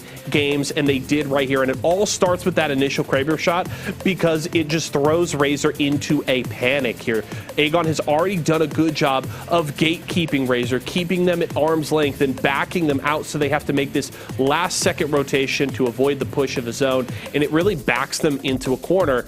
And then as soon as this shot lands here with the Kraber peeking over the truck, you get that 140 tag and the quick finish on the knock from Force. It's all going to go wrong from here, because, hey, look, Blitz, Borton, really good players, very experienced players, especially here in Series Z, but you're already down that player.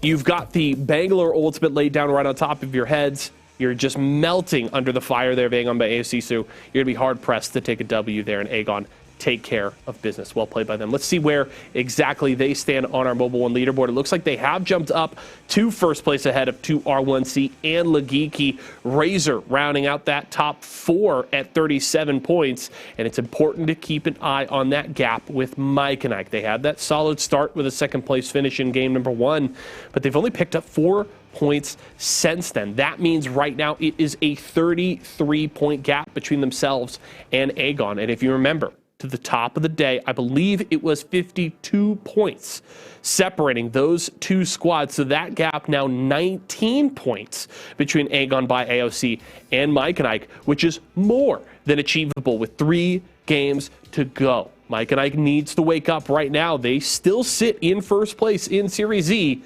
but that chance to secure the championship possibly shrinking away from them if they can't settle in here on Stormpoint and make something happen. We'll see if Aegon or Razor can snatch a championship from Mike and Ike here at the end of our season. We've got 3 games to go. We head to Stormpoint when we come back. T-Squared and Why Not? We'll have all that action for you in just a few.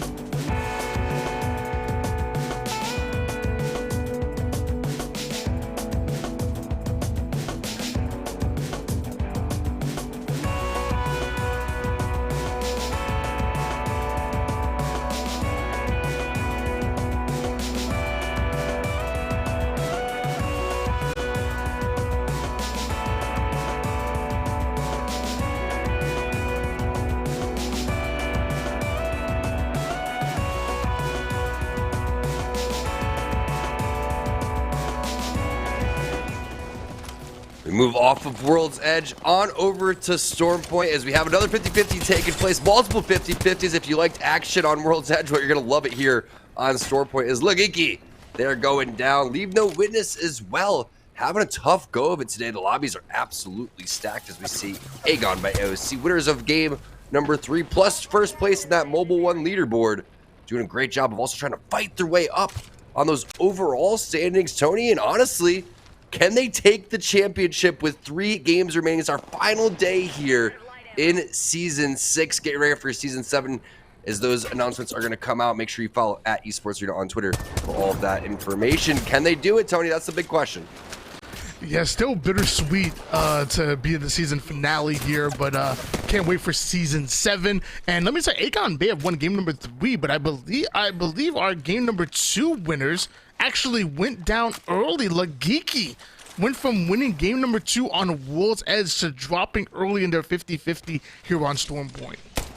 And the Rampage can still do some serious damage here. We'll find out if they're going to be able to get Orioles back into this one. You can see 1 kill has been traded coming in from both sides here. But you know, once that zone starts to close, teams are going to start rotating. Fortunately for them, they're not directly in the middle of the zone.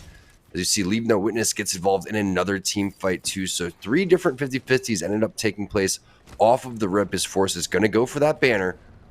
While that's happening, Turns is going to cover from the side. And this is VKS, another very solid open team. Gonna have to get out of dodge and go take on over towards the high ground. They do have the banner deliver onto the beacon. You can see that's gonna be the idea coming in from Kicks. While that's taking place, Chem is going to also cover, which means that the one respawn in the area has already been used, and Aegon by AOC can no longer challenge this fight. It looks like both teams were willing to reset there as they pulled out of that situation. Both got banners. One gets the revive, but the other one lives to see another day. Now we have Tyson, who are going into yet another composition. This time, Stanini with the Mad Maggie, Kodagame with the Loba, and Cruising with the Octane. But I'm not sure if it matters much because they're getting fried and sent to the lobby. No Name able to deal with them. No Name now getting to yet another gunfight. It's leave. No witnesses down to their final player, and no witnesses were left. They're back to the lobby. LNW, they're going out. Tough break right there. The third party was on point, as you see High Peak getting out of dodge with Unknown Crim's banner. The respawn is on the building that they just left, so they're going to have to find a safer spot to go for this res, depending on where the zone and where the rest of the players are going to be. But a nice initial fight coming through, and it's not stopping yet. 2R1C, it's going to be VJ. He's got a great combo for Bangalore. The R9, the Digithreat inside of the building. IARC is going to end up throwing down that ultimate. I was really hoping to see Tyson stick with the same composition that they had before, but it looks like they're trying new stuff, and always been something that we've seen here in Series Z. People start switching up their compositions if they feel like it's not really working out for them. So hopefully Team Tyson comes back strong. And game number 5, 2R1C trying to take over that first place from Aegon by AOC, which it's about a 7-point difference right now, Tony, on that Mobile 1 leaderboard. We'll see if they can mop this team and get a little bit closer to taking over first place. At this point, I don't even care how strong Tyson come back in the next round. I'm just interested to see what's going to be their next crazy composition, to be honest with you. Because they've just been changing it every single game, and so far it's gotten more interesting and more interesting. I can see the genius with the Octane, Loba, and Mad Maggie, what they were trying to do. Sadly, we didn't get to see enough of it, but VJ with the 132 out of the R99 and just gets the knock and just pulls right out. And now you're seeing the Peacekeeper putting the shot into the body. One more player alive. Never mind that. Rid 2R1C getting rid of them, bringing us down to just 15 squads. And now our Seer player just does what Seer players do best. Just make sure you aim down the sight, check the surrounding areas, make sure there's no third parties coming in as we move on to yet another fight. 15 squads still. Nice job stopping the res there for Jet. They need to get a res of their own. As you can see the movement coming in, and before the battery gets popped, Roller on top goes out in 15th place. Intel with some much needed points. You can see on the lower left, they are in 11th place. The team that is in first place overall for the accumulative leaderboard for the season, this is Team Mike and Ike, and that race is getting so much more interesting if they do not survive this fight. And a nice drop coming in by the enemy player, but Silence ready for it. That's going to be the broken shields on the Valkyrie, and MJ is going to finish what Silence started. As you can see, Team Mike and Ike utilizing the bait and switch perfectly throughout all of this. MJ not on Horizon here. He's going to end up being on the Bangalore. So we saw him with Catalyst a little bit earlier, showcasing that he has multiple legends inside of his pool. One of the masters of using the knockdowns here. You've seen it so much today as he's going to go and try to hit this armor swap and get Silent back into the game. Has a nice little safe crevice to hit the res, but somehow he's not getting the utilization of the res in a safe area, even though it looked like he was going to be in good position. Speaking of good position, Wizard Coin's got their back. Wizard Coin watching that res perfectly, and now Mike and Ike back to fully loaded. Looks like a 3v1, make that a 3v none. That's ATHHBY getting taken down, and Razor another gunfight. Love the action that we've been seeing so far. Lots of times these tournaments can be slow moving, and you'll see a lot of squads going into those final circles, but not this one. These teams are willing to fight, and I'm loving every last bit of it. Razor obviously winning this gunfight. It might just be a 3v1 that they're waiting to actually take down that final player. Sitting up high, making sure nobody comes in for the third party. Easy damage by Blitz, allows his teammate to come in for the cleanup, but where did the rest come in? It's free agent players chasing down this gunfight. Razor get eliminated, and I don't think Razor were able to deal with that final player, so now we have maybe a 3v2 at the moment as free agent players looking to make their presence known once again. Nice job popping the shields of Seared. You can see the Seer ultimate scared them, so they push into the opposite building, and a nice job of utilizing the window. Looks like a 3-on-3, Tony, as everyone's fairly healthy on the opposite side. The smokes are going to go down. They're on top of NorCal Bin with the movement with the smokes, and it was actually a full wipe onto NorCal. Nice job there from FA players. You could see how confident they were, the aggression that ended up coming through. Perfect utilization of the Seer ultimate as well. Seen a lot of R9 Nemesis today. I feel like that's a lot of the combinations that people are electing to go and use, but also the Prowler. If you haven't noticed that people are starting to pick that up a lot more, well, welcome to the current gun meta. It's weird how not a lot of changes have happened with certain weapons here and there, but the Prowler just makes a resurgence again. Yeah, I've been told that actually people are picking up the Prowler over the car, which, you know, not too long ago, the car was like the SMG. You know, it was even worth crafting, but, you know, getting out of position in order to grab that weapon because it was just that good. Now, R99 buff, you know, that's obviously going to see some incredible play, but now the Prowler's coming in. If you could hit your shots and obviously get a mag on it because it's a fairly short clip, it's a very dangerous weapon. I'm not really surprised that these players are deciding to really take over, especially if you're on a controller. Hit your shots, make your opponent pay for missing just one or two of theirs, and just keep it moving. It's back, the 2x on the wingman. It's VJ with it in hand, and he's looking for some blood. That thing is loaded, though. He's got the blue mag on, he's got the skull piercer. One headshot is going to do a ton of damage, but there goes the Rolling Thunder. It's matched right by another. It's Uchaku with the Nemesis, finding the first knock there on Desateability, looking to get in that sweet spot of the top 10 as his own ultimate is stopping him from making that push. It looked like he was trying to be defensive with it. You now know where the knockdown shields are going to be played. It's going to be Horizon Q in the air to try to get on over towards safety. Cyril ends up being utilized perfectly as well, and it gets smashed right back onto 2R1C. But look at the head glitch coming in. It's a flank coming in from the backhand side. It's going to be Noir coming in with the 30-30. Uchaku with a great portal play. You know, he's on top of that, Tony, before you have to even say anything. That's a great Wraith teammate. Wow, I mean, I loved where 2R1C were thinking right there. You know, they countered that Bangalore ult with one of their own. You know, the teammates on the team were like, "Don't worry, that's my ult. Play through it." And he drops his ult. Oh, I'm taking damage. It's not your ult. It's not your ult. So I love this start. It's obviously it was aggressive start. It looks like they did the damage they wanted to, and they were pushing the way they wanted to. Eventually, they're forced the portal back. This is where Wraith gets a ton of value here. You're able to reset at a distance, especially with that buff. But the Prowler, oh my gosh. If the Prowler re-knocks, that'd be hilarious. I was waiting for that. I was like, all right, who's going to actually shoot the Prowler here in this instance? But this is the fight that originally was started by 2R1C. Now FA Players is getting involved. The cheeky angle through the window. You can also end up shooting through the roofs here too, so you got to be a little bit careful if you're inside of this building. Instead of shooting, he's going to elect to throw the grenade into the roof. Look how sneaky this angle is. No.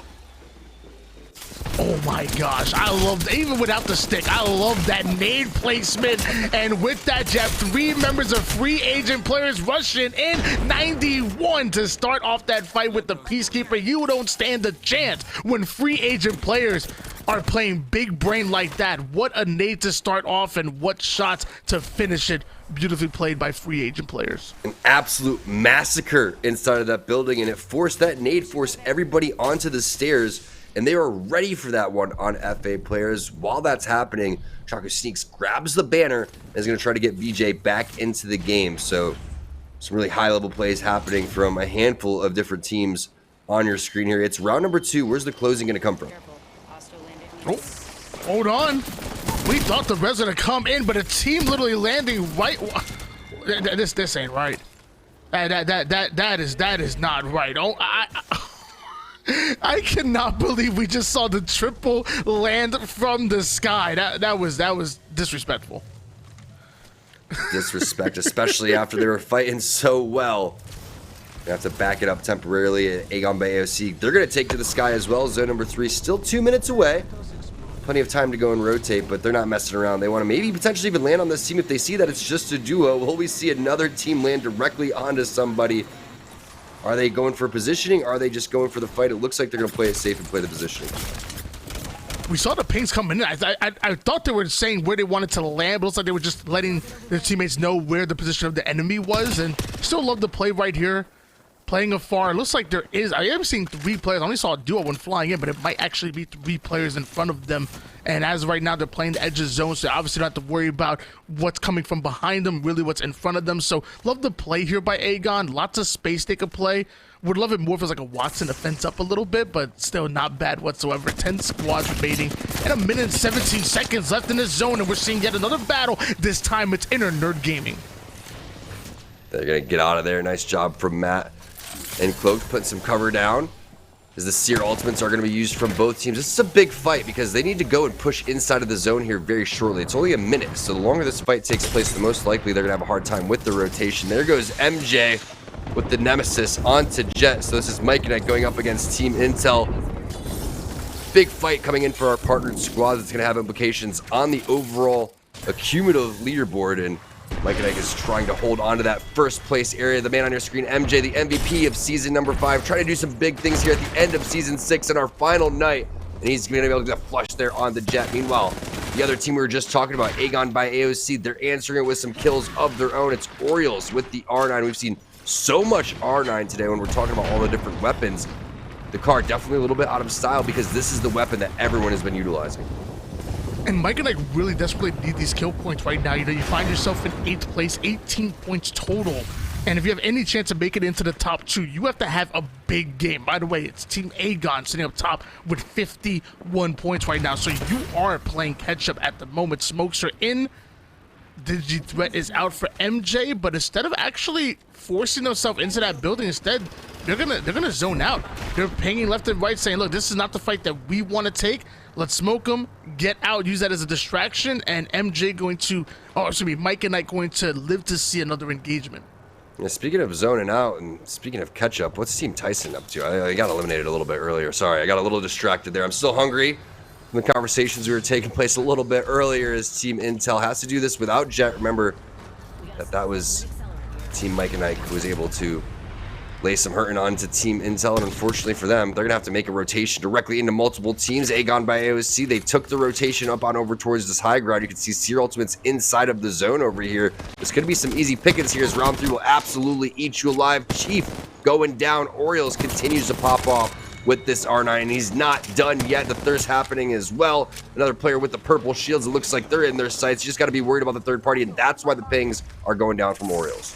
Just for fun, getting eliminated, bring us down to 9 squads. It looks like we're about to be down to 8 real quick. Look at the angle that Turns have on him before they return any damage. He's able to put max damage onto multiple different players, and hopefully his teammates are able to pick up the pieces here. The res is already in as High Peak and VKS go down to 7 squads. We go with 1 minute and 28 seconds on the clock. Let's switch gears back to Mike and Ike, who looks like they're going right back in the fight. They see the res in. They say, you know what? We let you live, and you're going to res in front of us? No, absolutely not. Coming with the shots, but I believe they might have been able to get that off. I'm not sure. Very close. You can see that it was being utilized. Okay. And the respawn does go down. So a little bit of back and forth happening with 3 squads in the area. 50 seconds. Is that enough time to be able to maybe get some loot here inside of the building and then still make your rotation? This is the problem for Inner Nerd Gaming, though. They don't have a rotation legend on the map right now. The best thing that they can do is get this man on your screen back into the game, get his shields back, and then use those smokes to make the rotation. I feel like Inner Nerd Gaming got really lucky the fact that Mike and Ike weren't the only team there, because you have 2 duos that are sitting outside of Mike and Ike's point. So Mike and Ike want to get value and kill those 2 players, but they have to deal with the other team as well. So it's not really a 3v2, it's more of a 3v2v2. So they're able to get fully loaded and get that respawn just because there was another duo by, and Mike and Ike just couldn't commit to that. Now their 2 are fighting. Mike and I back right down and say, okay, you know what? Let's wait for the knocks, and then we'll just third party in, or we have an option to rotate over towards the inner zone. So round 4 closing in. Still 7 squads remaining. I think Mike and I played that well with the situation, it being a 3v2v2 as opposed to just a 3v2. That's a great point. They elected to go and play the rotation, get ahead of those 2 teams, so that once the zone closes, they are going to be able to give themselves the best opportunity to pick up some kills. Right now, VJ's going to have to back off the Rolling Thunder. They find a little bit of safe spot in between these rocks. have to get through all of this visual clutter, though. The smokes coming down from the Rolling Thunder, plus the smokes coming in from VJ himself. 1 second until he has the next one. MJ gets a knock there with the flatline, too, plus the thirst. He finds another one immediately. How is this guy knocking people so fast? Got the shots. What do you expect?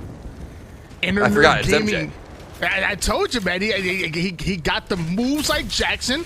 He got the shot of Jordan. And it's as simple as that. One of the better players here in the Esports Arena Series E. It's always a treat to watch him and all of Mike and Ike. But now, with the knock coming in, Silent going to be the first one to go down here for Mike and Ike. And will Aegon by AOC make them pay? Apparently they will. Our Bangalore player in Force forces his way right in, gets that early damage, pulls right back out, just playing a little bit of peekaboo, but this time with guns, not like your third grade game back in the day. It's for higher stakes here as Mike and Ike get eliminated. And now the third party is starting to move in, so now you have to angle out, get your shields quick. They're surrounded and really being caught over towards this one rock. Nades are coming in left and right. This is not where Aegon want to be. They have to headbutt their way out of the situation. It looks like that's what they're trying to do. Gaiosi ends up going down. So does Dan Pride here. Aegon, despite being in a terrible position with nades coming left and right, getting surrounded, they force their way out and take on the third party. Oh my gosh.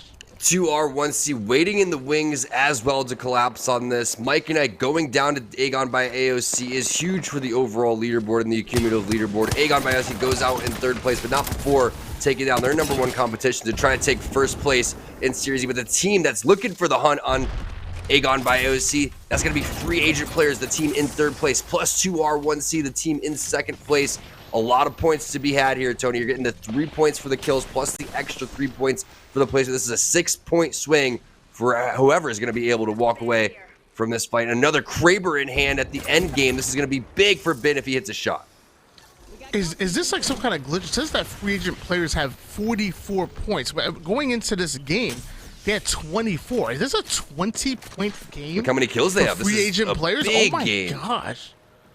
Look at the damage as well from Ben, but this is our most experienced team on the opposite end of them for final circles. 2R1C. Ben not able to hit that first Kraber shot. He's got one more left. Very reminiscent of what happened to Turns in the previous game. A little bit different in terms of the angles. Look at what VJ's taking with the head glitch over here. Basically a sitting duck inside of the water. Big 140 there coming in from Ben. Nellis is climbing up on towards the height to try to get the armor swap for Ben, and he's able to do so. It's a red armor to boot, plus the digi threat inside of the smoke. Free agent players really turning it around with that Kraber shot on the back of Ben. Yeah, it was a beautiful quick-scope shot and beautiful shots coming in, but I believe they're still in a 2v3 at the moment, so numbers not on their side here.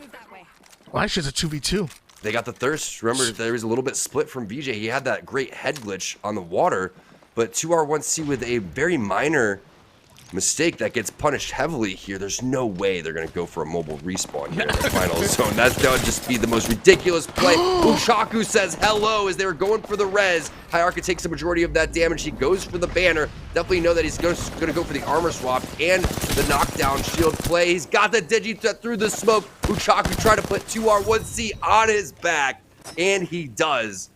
These guys are gamers.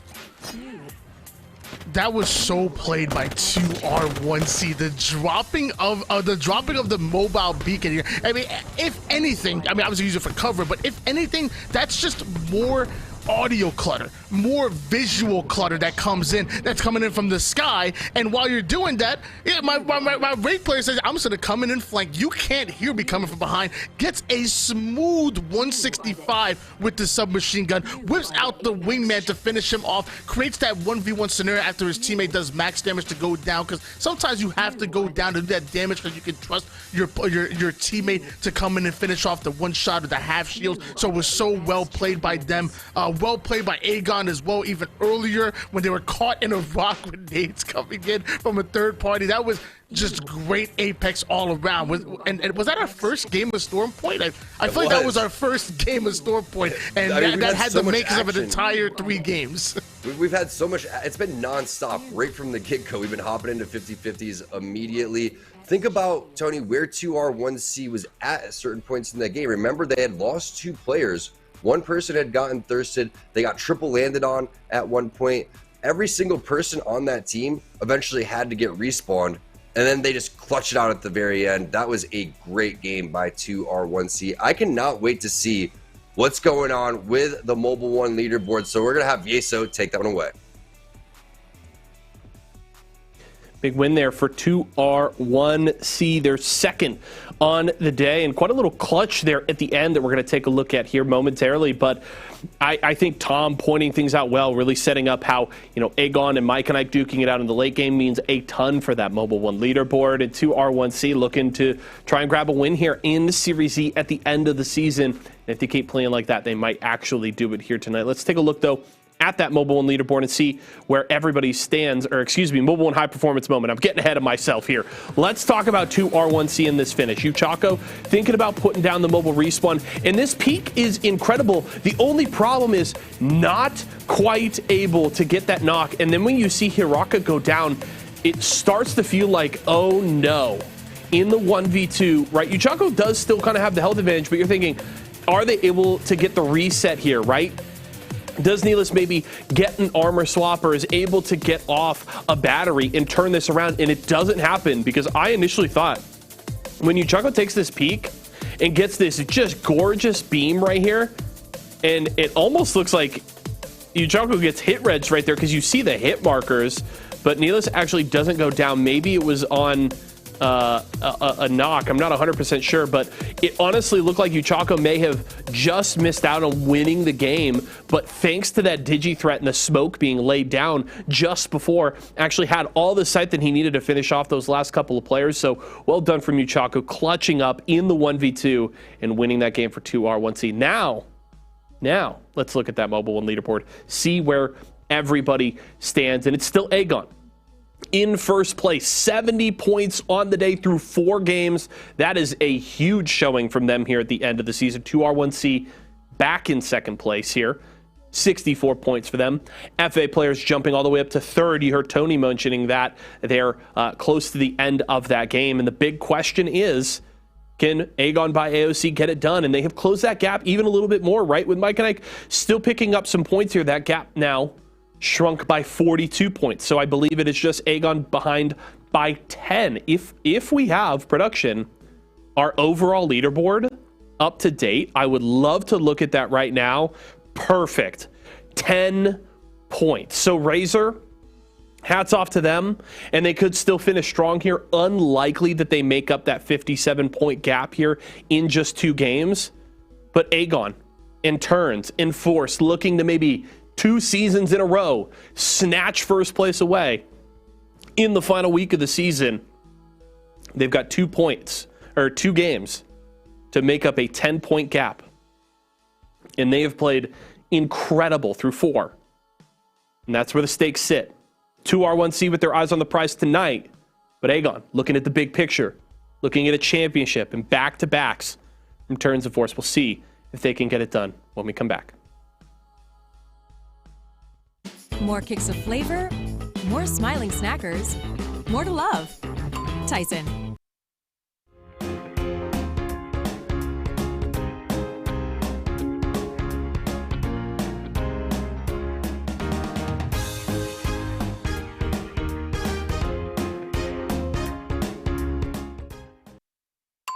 Tyson boneless buffalo bites have that tasty kick of flavor, so they're perfect for any get-together.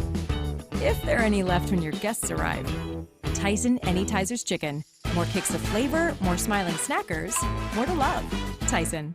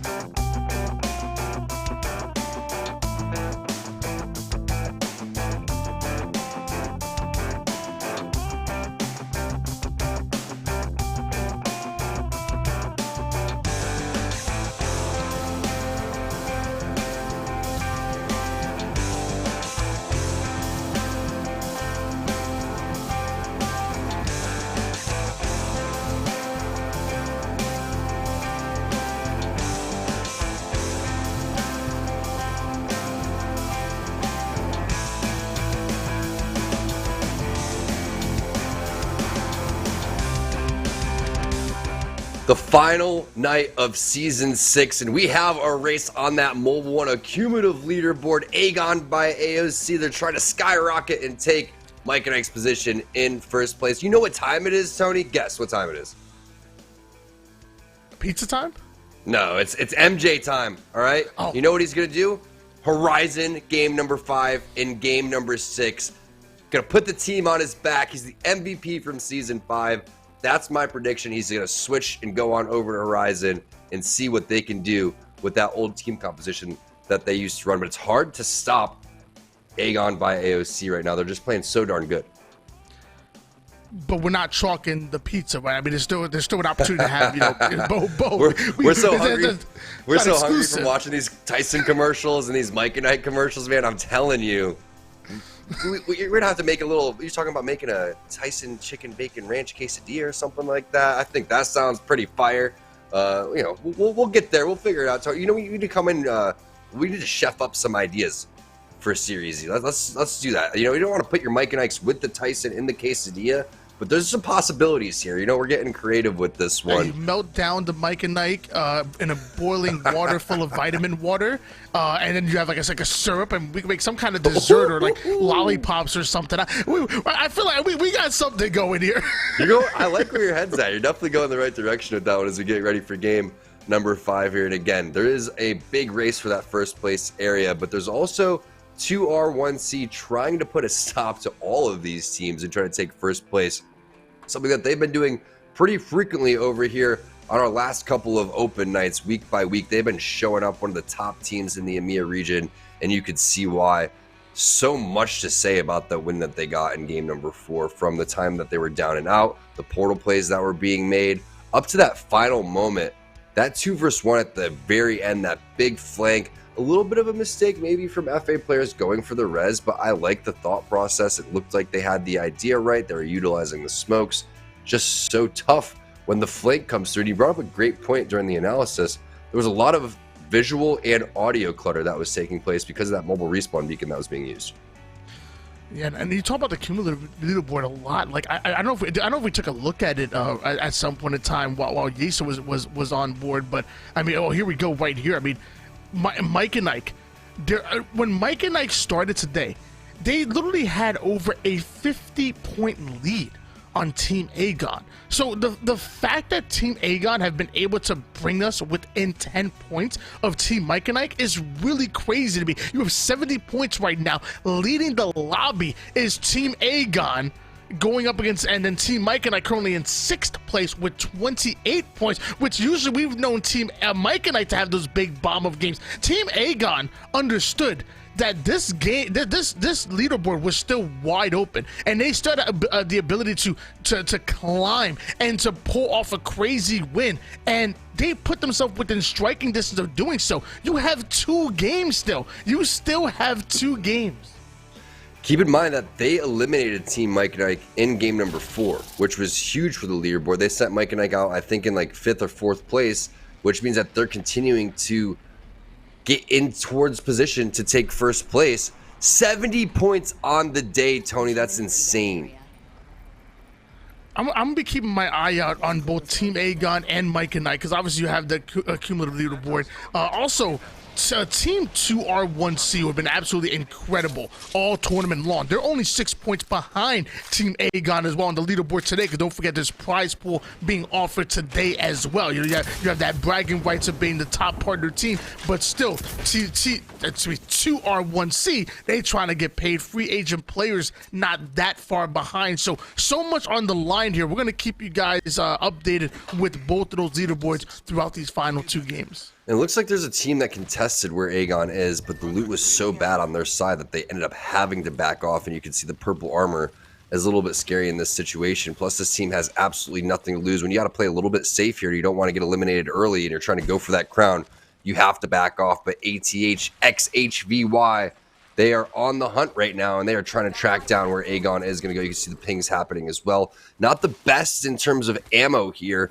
and only 1 weapon for one of the players on the team, too. This is a huge fight. If Mike and Ike could potentially see Aegon by AOC getting eliminated here, that's going to give them huge confidence on the opposite end of things.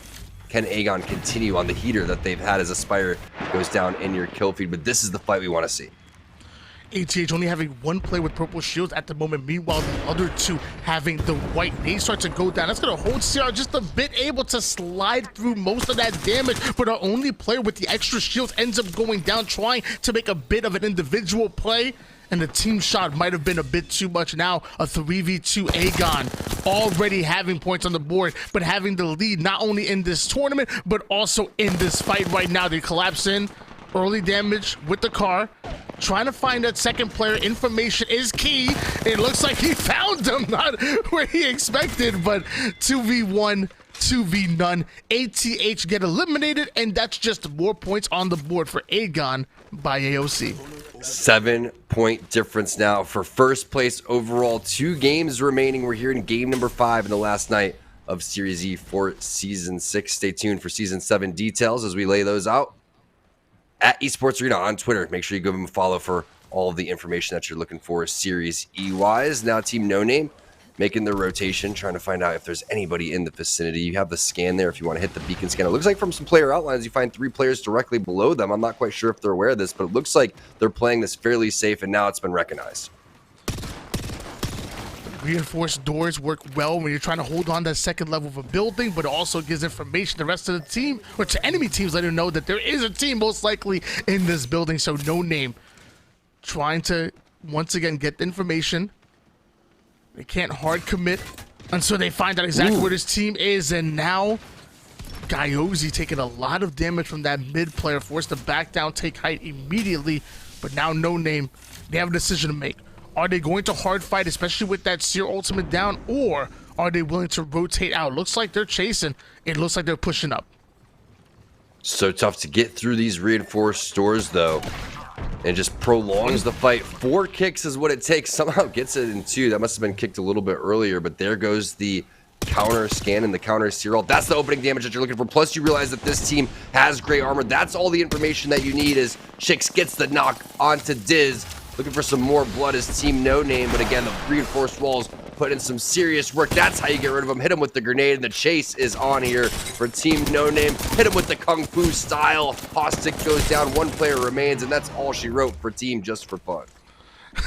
No Name had to push through the down door that was the creative one, so 2 kicks on that one. Then to push to another reinforced door that was still up. That would have been 4 kicks. Then to miss with that down, like just going through barrier after barrier to chase down that team. But eventually they find what they were looking for, and High Peak found the fight that they're looking for at the moment. Excellent damage by them, and really taking a minimal bath. You see the Catalyst ult in as that team is trying to get out of this situation, but High Peak is just hunting them down. And although No Name worked well in order to get the first round of slays, they weren't able to get the second. But now we see yet another 5th, 6th, 7th party, and I'm pretty sure none of them were invited.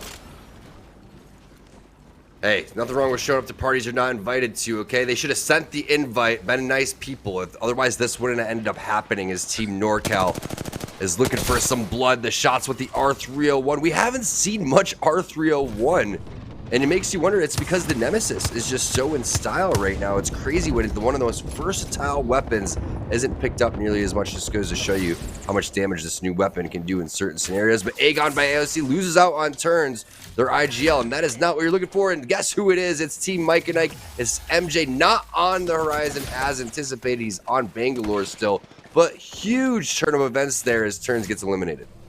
Yeah, we saw Team Aegon get the kills they were looking for earlier. Mike and Nike getting a big kill on turns, but it's still only 1 kill. You know, you don't have extra value per player depending on, you know, how valuable they are to their team or how good they are as a player. So Aegon by AOC, down a man, going up against Mike and Nike. This is a very important battle. Again, we talk about that accumulative leaderboard. 10 points behind Mike and Nike is Aegon by AOC. Can they play for the banner? Can they play? Do they try to play to the 2v3? Are they going to rotate as a duo? I don't even know what's Aegon by AOC's play right now. How is he getting shot at through this? This rock is broken, man. There's no way this rock is not providing cover to Oriole. Someone's got to look at this rock and say, man's PC. what is going on? Yeah, check that man's PC. This has to be the play, though. There's going to have to be a smoke and maybe a Force ultimate coming forward. They know that this team's going to end up going for it. This is the right player that you want to go for, but is it worth it to try to get turns back in? Force needs some cover. He finds it. Here comes the push coming in from Team Mike and Ike. And Orioles is going for the he was healing up as well. That's a tough situation. Again, they were 10 points behind Mike and Ike, and their journey might end here, at least in game number 5. It's a 1v3. Can Orioles pull it off? You've seen the nades come in. You see the Seer ult down, so knowledge is power. He finds the first one, shreds him, is able to take the 1v1, but sadly, again, it was a 1v3. Eventually, Aegon get eliminated. The res gonna come in quick. Mike and Ike should be back to full form soon here, as we're down to 10 squads remaining, and Razor trying to find a way into that zone. Is that enough for Team Mike and Ike to secure first place? With one game remaining after this one, it remains to be seen. Huge turn of events there for who's going to be taking home the crown for Season 6 of Series Z. Razor, Tyson, very close to one another. There goes the charge rifle. Tony, I know you're a fan of seeing this. I mean, it's the best gun in the game. So I mean, like, if you're not using it, and look, and you have a low player team, unlimited ammo for that charge rifle as well. You always make sure that you have the sights and the scopes that you want. It's absolutely dirty. And I'm just starting to realize when you say, I see what you did there. Turns of events. Oh, I caught it. Turns. I got it. They really forced the situation on that one. MJ, again, thought he was going to pick up Horizon. He's stuck with the Bangalore. Seems to be paying off there for Team Mike and Ike. But keep in mind, Tony, just eliminating the team that was right on their heels, Aegon by AOC, that's not enough. They're going to need more points. They're going to need to stack more. They're going to try to get that gap a little bit further going into Game 6 so they do not have to be a little bit paranoid about that scoreboard.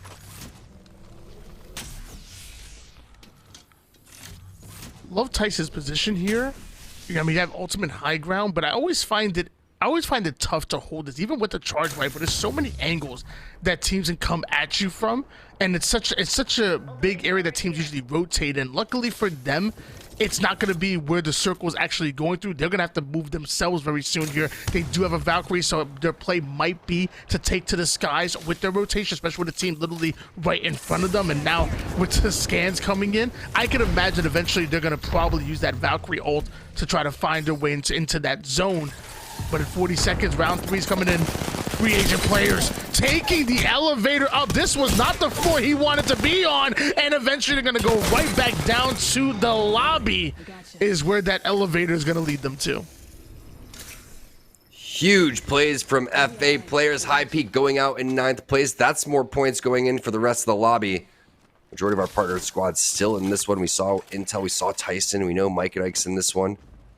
What's going to be the play from Team Tyson here? They've played a different team composition every single game, Tony. Is it going to be this time that they get the dub with your girl, Loba? Well, I feel like this is more of like a traditional one. Like you have your Valkyrie, you have your Seer. Like I feel like, you know, Seer is obviously still meta even with the nerf. Valkyrie still has value even though we tried to nerf her as well. And I think Loba, it just provides so much value between the bracelet, being able to take space, take height, get out of a situation like you mentioned before, crafting banners, and of course that ultimate is max value whether it's early game or end game. I feel like now they're playing a little bit more of a traditional comp that I like to see, even though you could probably exchange that Loba out for, you know, a Bangalore, Catalyst, or many other characters as well. It's like the best creeping barrage I've ever seen. I've never seen such AoE in terms of controlling the space as Hayarka had to get out of there. Meanwhile, in their kill feed, you can see LNW losing out on 2 players. It's a 3-team fight, actually, because you have Razor involved with that one as well. As this is the last spot you want to be, is in the water for 2R1C to pick you apart. Keep in mind, with Aegon by AOC going out a little bit early on the hands of Team Mike and Ike, this is the squad going for first place on today's leaderboard. I feel like as an Apex player, you always want like a close range weapon and a far range one, and the Prowler is like the mid-range, long-range weapon for our Seer player on 2R1C, and like the R99 for up close, so really kind of double close range, but even has that 2x bruise on the Prowler, like almost like I guess a pseudo, a poor man's version of a Hemlock, but I mean, he made it work. They able to get the wipe they were looking for. Down to 6 squads we go. Meanwhile, Internerd Gaming taking a lot more damage than expected, having to actually rotate through the storm. Round 3 hill isn't the worst, but it's really tough to try to fight out of. Really tough to try to fight in. Razor looks like they want to loot up, then move out. 2 minutes to round 3. We'll turn to round number 4, and we have a lot less squads than I thought we would. This team here, Team Razor, Tony, has been on the come up week after week. I almost want to go and call them our most improved partner squad, especially with the way that they've closed out the season. I've just been so darn impressed with it. These guys have came together. Yeah, we're like Mike and Ike have that aggression, and I feel like still also know how to play endgame as well. I feel like Razor are a little bit more of like an overall team. They can get aggressive. They can definitely take 1v1 gunfights, but I think their macro is like just as good as their micro movements as well. And the way they're able to play situations and make it to end games is really textbook and fundamental. I feel like Razor are a little bit more of an overall team than Mike and Ike, but Mike and Ike come with like more firepower. That's like my pseudo analysis of No, I think that was great. Too. I think that was spot on. And realistically, when you look at how Razor plays too, they're very position oriented. I think that's one thing we've seen. For example, when they got in early over towards Thermal Station, we keep seeing their face in these final circles pop up numerous times. Are they closing out the games in crazy fashion? It's kind of like a slow incline for them, just picking up points game after game. And that's what you're looking for, is that consistency. That's what makes you at the top of these Mobile One leaderboards, and they're starting to show that right now. Another team that's been consistent today, this team on your squad, FA players, looking for one more player, and it's not going to be that hard once you know exactly where they are with the Seer scan. And it's so tough. I don't even carry a Phoenix anymore. With the fact that you know there's going to be a minimum of, what, like 7 to 8 Seers in a lobby, I feel like Phoenix kits have gotten nerfed just from the meta of Seer. Like, I would much rather play a gold armor and just play cells, just to play any Phoenix any day, because I feel like at least those cells come in quick, that if somebody's able to interrupt my cell, cool, I'll come right back in, less than 3 seconds later, I'm right back in the fight. Meanwhile, Phoenix Kid, you're dedicating what, like 10 seconds to that heal, and you get down to like the final 1 or 2 and end up getting interrupted. That was devastating. Eventually, the Storm ended up doing most of the work there. That was really tough. I know It's Mad is really frustrated with that one. This is the points that Mike and Ike needs. Holding on to the high ground, such a powerful position to be in. The flatline Prowler, so much heavy ammo needed for instances like this, but you have a lot of utility coming in here for NJ. He has 2 nades, which is perfect for trying to flush these players out. You really want to hold on to those towards the tail end of the game, but he's only 58 away from charging this purple up to a red, which is going to be huge. Meanwhile, another partnered squad, Razor, getting involved with the charge rifle. Nellis ends up going down. Not a lot of damage from Mike and Ike, but still the game that they're looking for. They got the team that is on their heels, Aegon by AOC, out. They're in good position, trying to get some extra points here. Widen that gap. It was, at one point, a 7-point difference between these 2 teams for first place. Team Razor, another team that was kind of in position to usurp Mike and Ike at the beginning of the day. They haven't got the same amount of points that Team Aegon have, but they do have the lead going into this 5th matchup here. 39 points versus Team Mike and Ike, which started with 28 points. So, I mean, it's still possible for Team Razor. If Team Razor are able to pop off and keep that consistency, which you said they're really well known for, there's a chance that we see Razor in the mix as well. But 2R1C, one of the heavy hitters in this lobby. If Mike and Ike, Aegon, or Razor want to get the points that they so desperately need, one of the teams they will have to go through is 2R1C. You're seeing from 70 points to 80, already 10 points to their name. With 5 squads remaining, they can add some valuable points here because there's still money on the line for today. Very interesting. 2R1C almost helping out Aegon by AOC, the 2 teams that are just posturing for 1st and 2nd place. And Mike and Ike goes out. That's going to make things very interesting in this final game, Tony. It's our last night of Season 6 here in Series E. Thank you guys so much for joining us wherever you're watching. Make sure, again, that you stay tuned for Season 7 details. Follow at Esports Arena on Twitter for that information. But 2R1C, 82 points. We know that Aegon had around 73. They're trying to, again, widen that gap and see if they can take 1st place again here, coming in from the EMEA region and playing on these NA servers. What a treat it is watching these guys play. Yeah, and it's not phasing them one bit. If I have one ping higher than my normal, I'm flipping out. But they're doing good all the way from across the pond. Is 2R1C, but not quite in the zone just yet. You're seeing pings going from the right to the left. I feel like 2R1C are trying to figure out what's their route to make it into the zone. What's the safest one they could do? What fight will they have to take? Because it seems like they're going to have to go through somebody with 4 squads remaining and multiple squads locked in on them. But now we have a distraction here. It's actually Razor and free agent players that are duking it out. This might work really well for 2R1C, who were looking for an angle to make it towards the zone. 2 of the teams are hard fighting, and we might be down to 3 squads soon.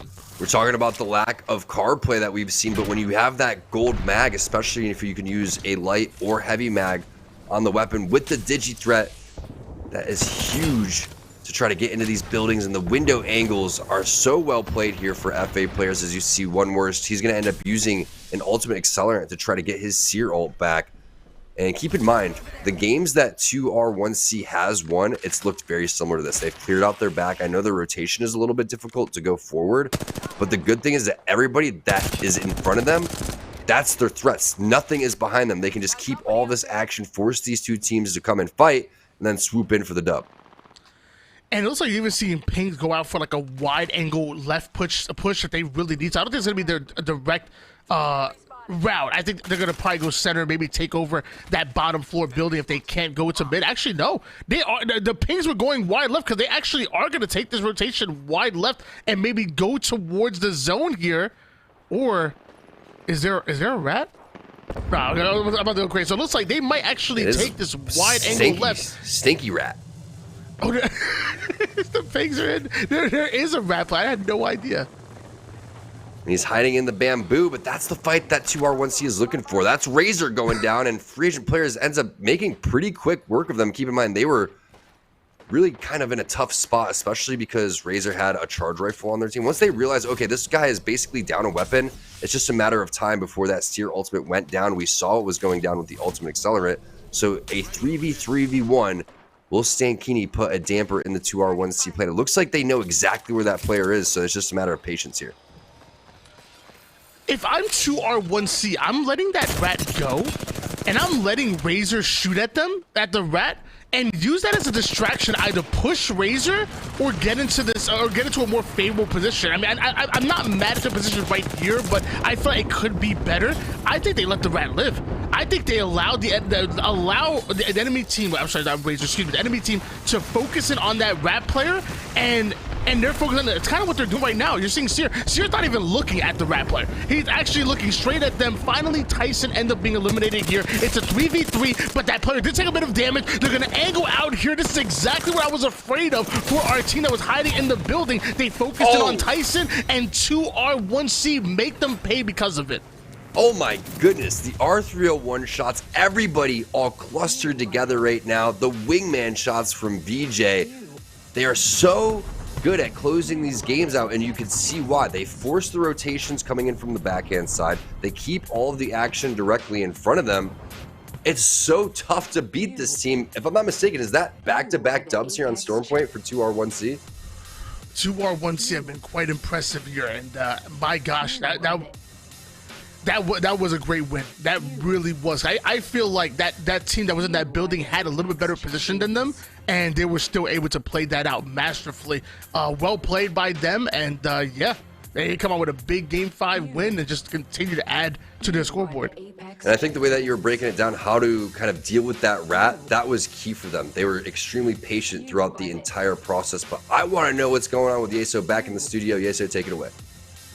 You are the champion. Back-to-back W's for 2R1C, and Aegon and Razor still pushing, scrapping, battling it out for as many points as they can grab here in our final couple of games. And we only have one more remaining before we crown a champion here in Season 6 of Series Z Apex Legends. Let's take a look, though, at our Mobile One High Performance moment. Go back to what we just saw here in our 5th game of the day, and it's 2R1C showing up once again. They are absolutely dominating right now, and they truly have found their form. And this is a team that I've watched quite a bit of, whether it was in, Series Z, Zephyr Showdown, watching EMEA Pro League or Scrims, and these are very well experienced players. But, since changes happened with Yuchako and Hiraka at the end of last year of the ALGS. They have struggled to find their footing, but it's awesome to see that they really have returned to the form that was expected of them last year. And they're just showing it here today as they absolutely crush it in this game. It's back-to-back wins, 3 on the day. They absolutely wipe that squad out at the end of game number 5, and they're going to be firmly in first place as we pull up our Mobile One leaderboard. And they're just looking to put the finishing touches on a very impressive day. 20 points ahead of Aegon by AOC here, and they are just right on the threshold of hitting triple digits on the day, which is very impressive from them. The important thing here, Aegon by AOC did not close that gap any further. It actually widened a little bit. Mike and Ike with a game putting them up to 35 points now, within 39 points of Aegon by AOC, which means that gap widens to 13 points. So Aegon by AOC needs to perform in this next game 14 points better than Mike and Ike to take the title, to be your Season 6 champions. Mike and Ike just needs to keep that gap to 13 or less. Not exactly sure how our tiebreakers work in terms of the overall leaderboard in Series E. That would be a question I would have to ask of our TOs. 12 or less, Mike and Ike lock it up. And they might do just enough here. And it's important to remember, Aegon have been very good so far today. There's a reason they're at 74 points. They were at 71 through 4 games. And now the question is, did Aegon get close, but not quite close enough here? This last game will tell us. We're going to that in the end of our season. When we come back, T-Squared and Wynot will have all the action when we return.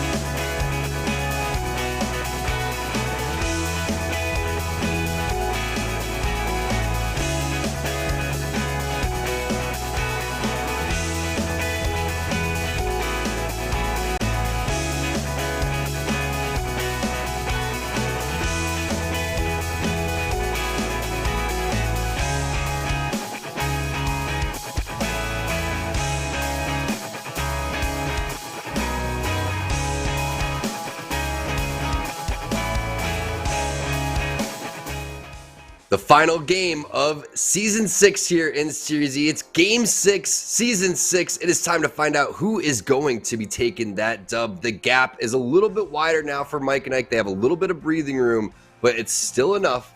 And Aegon by AOC, the way they've been playing today, it's completely possible. Tony, gotta ask you, man, what's your prediction for what's gonna happen? I mean, these were a little bit crazy. I'm gonna be honest with you. When I saw that two teams were over 50 points behind Team Mike and Ike, and how good I know Team Mike and Ike are, I was okay. No one's gonna catch up to them. They're gonna run away with it. And little did I know, Team Aegon were gonna open up and eat away at that lead and do it so well. So I'm gonna say that Team Aegon catch up to them at least today, and I would say Mike and Ike end up beating them out by, say, maybe single digits is what I'm going to go by. And I still think TR1C I think TR1C are playing great. They have a 20-point lead at the moment. Not to say that's impossible to eat at, but the way they're playing, I'm going to go with they win it. Team Aegon end up losing out by Team Mike and Ike by, say, 6 points, we'll say. All right, let's talk strategy. If you are... You know you're getting 50-50'd already if you're Team Aegon, but what if you took the 50-50 right to Mike and Ike? I know it's a disadvantage going to their landing spot and their like home court, but if you're trying to get them out of there, think about how Mike and Ike could just slow play this. They get into their spot, they get to their POI, they get their loot, and they just kind of coast. You know that the pressure is on Aegon by AOC because they need to get a handful of points. I think it's a 13-point discrepancy, is what Yeso was saying. So it makes it kind of complicated in terms of what is the strategy going to be, because you do have 3 potential free kill points at your landing spot. Do you take that, Tony, or do you go and send it right on Mike and Ike?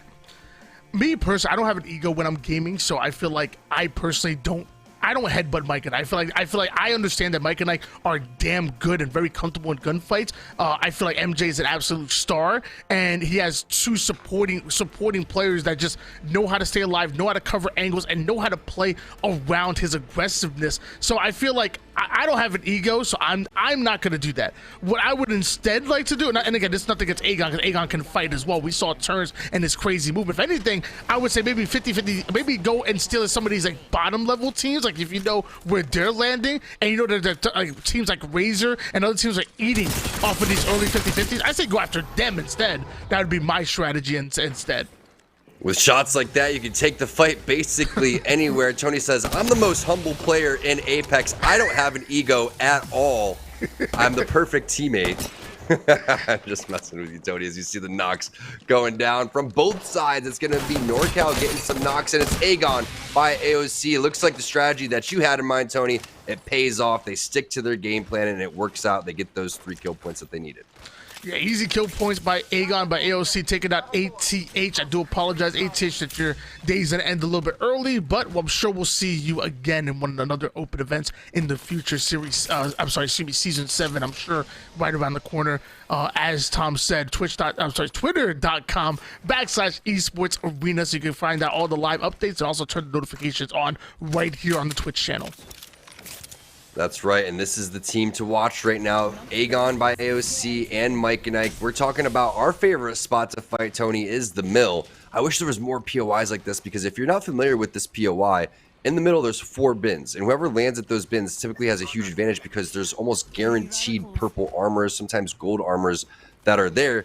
It makes this whole dynamic kind of crazy, and you know we're big Halo fans, so we know like if we have the overshield in the middle of this POI, who's gonna fight for it and get for it? Right now, it's the Geeky, who's already taken a win today, if I'm not mistaken. 2R1C has dominated that category, winning back-to-back so far on Stormpoint. Chick's getting some knocks in the kill feed, but Dame goes in on a Reptilian, not able to connect with both PK shots. A big 92 for the second one. Now it's all up to Paxi in this 3v1. It's tough to win in this type of scenario, but all 3 players are going to be weak. They're going to have to hit the armor swaps. That's not the case right now for Icy, as Paxi goes, hits the cell. Doesn't have the battery. A little bit of a whiff of a shot there. The reinforced door comes in and makes it so much more difficult for Paxi now that you know the armor swaps are taking place, plus potential third party coming in. I think this is the right play. Get out of there. Reset. Maybe you can go back for banners if you get lucky, but at this point, I feel like you're just playing this one out as a solo. Look, Geeky have had a very like hit or miss kind of day today. Like they're either flying or they're having a little bit of a tougher time here, and that's maybe the second or third time we've seen Paxi's being left on his own here as a rap player early on, as he's like choking out 3 different players. Love that. But eventually, Le Geeké end up going down, and we have a new kill leader here, Rid, bringing us down to 17 squads. Make sure you guys share the stream if you guys are new and just joining us. This is the final game of Season 6 here. We have the accumulative leaderboard going by. This is the team in first place in the overall Mobile One leaderboard for today. It's 2R1C. They've been putting in a huge amount of damage on everybody. 94 points overall. This man on your screen, Uchaku, has been a monster on Wraith. Gonna have to get rid of these fortified doors and push their way, and that's exactly what the plan is. Rushy goes down first, Icy goes down second, and it's Uchaku again with the big damage. 332 just in that team fight alone.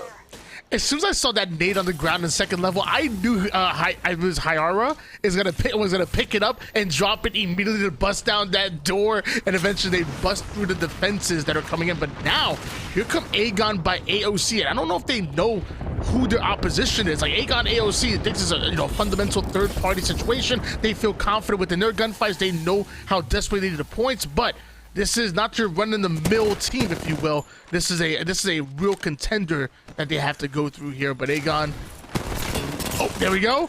Portal's out, able to do early damage, but not before our Seer player enters the portal, gets right on out. Aegon still on the hunt, taking damage right back, biting off a little bit more than he can chew, can't turn the corner, and now Aegon by AOC.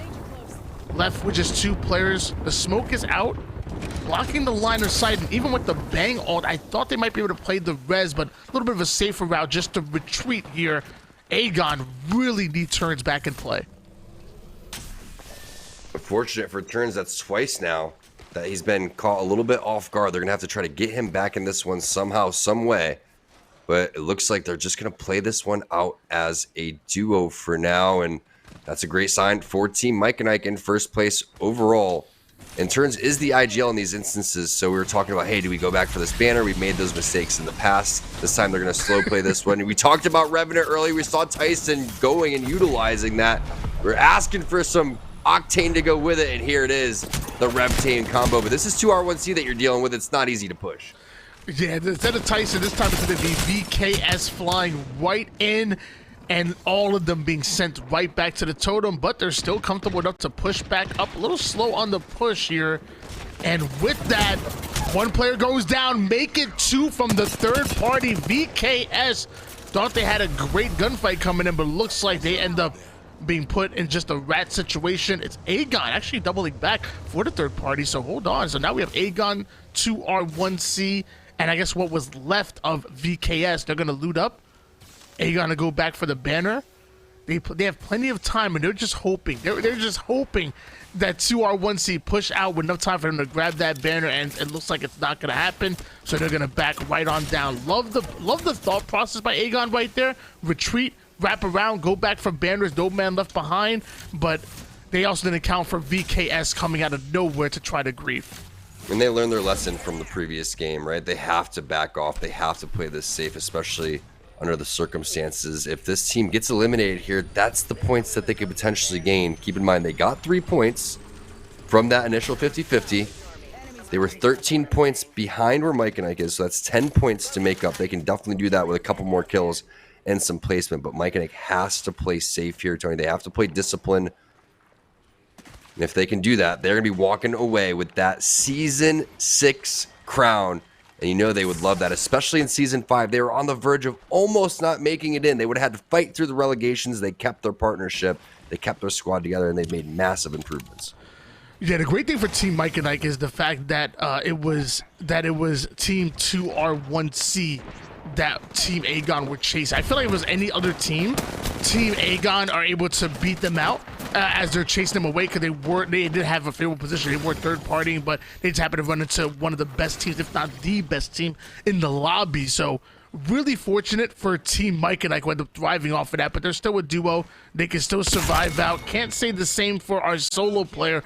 Roller on top, not able to make it to the top half of the lobby, but Aspire go down in 10th place. So just like that, we are down to 9 squads. Razor definitely turning up in that final game. They've been on point throughout the entirety of our final night here. Here's the big fight to look out for. It's Team Mike and Ike. They have a couple players inside of their sights. All three of these players are running for the hills, and that's exactly what Team Mike and Ike wants when they have you in your sights, especially if you have to cross the open into this rolling thunder. MJ taking an angle. You can see how weak these players are directly in front of him. It's just a matter of time before they shut him down, making Razor look easy, but then all of a sudden, Borton says, no, I'm coming around the corner with the R9. Where did he come from? Beautiful flank coming in from Borton. That's going to be able to take down MJ, and now Mike and Ike have to slow their roll. MJ coming in for the res. Silent has the responsibility of covering their backs while the res goes off. He's able to do just that. They're going to get a free reset. I believe Razor are going to be able to get a reset as well, and we might just see a hard fight. Wizard Coin is still pushing forward. He knows that Razor is still down there. Razor is still trying to reset. Slam Pig actually not even able to get full health yet with a med kit just yet, so Razor now backing down. Mike and Ike might be on the chase. Tyson goes out in your kill feed. We still have Aegon by OC playing it out as a duo. This may slow things down just a little bit. Razor reset, just like you were talking about, Tony. That allowed for the reset to happen on the opposite side. Big implications for that overall leaderboard. All it takes is one big shot from Borton, and he can really change the tide of this fight. But what a job he did flanking and getting that initial knock on MJ, buying Razor some extra time. And they also have really favorable position against Mike and Ike right now. I feel like Mike and Ike have to either headbutt them to push into that inner circle, or they're gonna have to make a really long and uncomfortable rotation. So love the way that they're playing that out. I'm sure we'll catch some of that action later on, because there's plenty of action on the screen. Now it's Intel, another one of our partnered squads, trying to reinforce this door, but it's gonna be blown right open. I don't even know if the catalyst queue is gonna be enough to stop this team from budging in. The big bad wolf is about to blow this door down. Really like the spike placement there to go through the door on the opposite side. They already have one initial knock.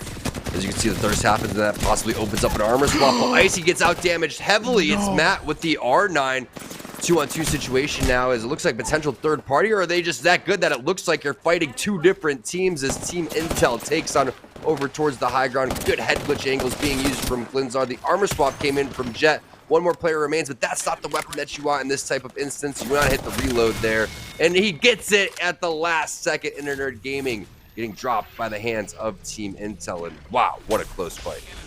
Yeah, I don't mean to be tough on Icy of Intel right there, but I think he was kind of bailed out a little bit. That was a challenge that came in, and a little bit of an ego challenge at that, and wasn't able to win it whatsoever. Luckily, eventually the rest of the team able to close that out. But now the question is, was Intel able to get the res? I don't know exactly what happened there. In fact, Matt's able, it said that Matt actually got another knock onto Icy, so it looks like they got the res, end up going right back down again according to the kill feed here. So far, Intel not able to get fully loaded. We do know 2R1C are chasing down, trying to bring us from 7 squads down to 6. And look at this height advantage. A little bit too far for the Nemesis 3X. Connects on one of the shots, though. That's more than I would have. Should have had a charge rifle there, Tony. You know, that's an easy shot with the charge rifle, all right? So Mike and Ike taking on over towards the high ground, and look at how important it is to take these angles. Wizard Coin potentially hunting down the players directly in front of them, and once you see that Mike and Ike's on the hunt, they typically don't stop pushing. A very aggressive team. We're talking about the difference of play styles between all of our partner squads. Razor a little bit more methodical, get into the zone. Mike and Ike loves to get in these skirmishes, and the big thing to me again is the surprising change of legends from MJ. We're so known to seeing him mastering that horizon with the minor nerfs that happened in season 16. Looks like he's adapted a couple different play styles, played Catalyst over on World's Edge, switched on over to Bangalore, and has done a really nice job on both legends. I mean, if you really, really think about it, isn't Bangalore just like a reskinned horizon? You know, like what's a smoke, which is kind of like a lift? You know, what's a black hole, which is pretty close to a rolling thunder? I feel like. What kind of smoke are you on is the question, Tony. I don't know about all that, all right? Bangalore is Bangalore, Horizon's Horizon. They're two completely different legends, all right? And that's big, though, finding the digi threat for MJ. I thought it was close. Maybe I was far. I see where you're going with it. Though. What is life? If not without Bangalore or Horizon, as we see TR1C. They've hit that 100-point threshold here, and they're looking for some more blood directly down below them. You can see through the glass. You don't need Seer for this one, even though Hierarcha does have Seer and the utility to go and use. It's just a matter of time before these Seer ultimates end up getting popped and the push goes inside the building. The problem is this is the God spot right now, and if you do end up fighting for this spot, a lot of other teams are looking to pounce. 2R1C holding on to this height advantage. You notice they have 104 points right now, about a 10-point game so far, which sounds like a lot, but for them at 7 squads remaining is actually kind of slower of a game compared to the rest of the day. But 2R1C with their consistency and their slayability might be able to take this tournament. Honestly, I mean, maybe Team Aegon as a duo, which they might still be, might be able to catch up to them, but I don't know, man. 2R1C have been playing just great Apex right now, and something tells me they're going to come out the winner. Orioles really slow playing this one and wondering, do I get rid of the scout and give this one on over to Forsey with the Hemlock? But no one's picking it up yet. The Hemlock's still on the ground. No armor swaps there. Razor's on the hunt, though. They have the damage that they're looking for. You can see the wall potentially going down for Borton. Aegon by OC on the run now. And for their Series E life, keep in mind the implications of what happens if they die. That means that Mike and Ike will be crowned the winners just based on math alone. Hierarcha ends up getting dropped and thirsted by Gyozi, which means free agent players now can start to open up and start push forward as well. You can see multiple squads in the area. We all know where that fight was taking place. It was on the building over towards the high ground, which means that there's going to be possible third parties rolling in. I've always hated math, and clearly Team Aegon do too, because it might just be mathematically impossible for them to take this cumulative leaderboard if they go down here. TR1C somehow have a player that end up going down. They were literally a trio not too long ago, but now down to a duo as they made their way here towards the top half of this building, pinging left and right. Looks like they might be pushing on yet another duo, smoking them out. Digithreat comes in handy here on the car, does that damage, then backs right on out of the situation. Meanwhile, his Wraith player supporting him from up high, forced to try to Q out, but not able to do so. Down to one shot, and then eventually down he goes. 2R1C might be number one so far in the leaderboard, but might end up being taken out here as Razor wall up so they can push forward. I'm not quite sure which team is over here, but it looks like a duo, which means it could be Aegon, which just picked up 2 big kills. Boards been popping off with the Sentinel. He's going to continue to do so, putting down 70 damage on the players behind the truck. Uchaku ends up getting knocked by the 30-30. Enemy Bangalore, that's going to be Force, is on the run. Mike and Ike sitting here hoping that Team Aegon by AOC gets eliminated by another partnered team here. It's going to be Team Razor. Flimzar actually helps out. Team Intel now involved with this fight with Razor. BJ gets involved as well. And it wasn't Aegon by AOC. They've been chilling in the corner the entire time. This is an absolute brawl, and eventually the number one team in TR1C end up being eliminated here. Aegon trying to pull some information. Maybe we're thinking about third party in that situation, but sadly they're gonna rotate out and try to get themselves into the circle with just 4 squads remaining right now. Aegon by AOC desperately need kill points, but on top of that they need the placements, and as of right now their biggest competition so far for the season is Mike and Ike. And look at the God spot they have. They are comfortable within the circle right now. They're sitting above everybody along with all of the action, nobody having a chance of catching them here on the top hand side. I can see them waiting for some action to go in, smoking out, and then pushing forward. We're seeing the nades right here, but I think this is just like testing them, really kind of waiting for Aegon to maybe push forward and do some damage before they're gonna hard commit. As we're down to 3 squads, the damage has been done. The damage has been done. They're pushing in. But you know what's happening? There's a potential third party.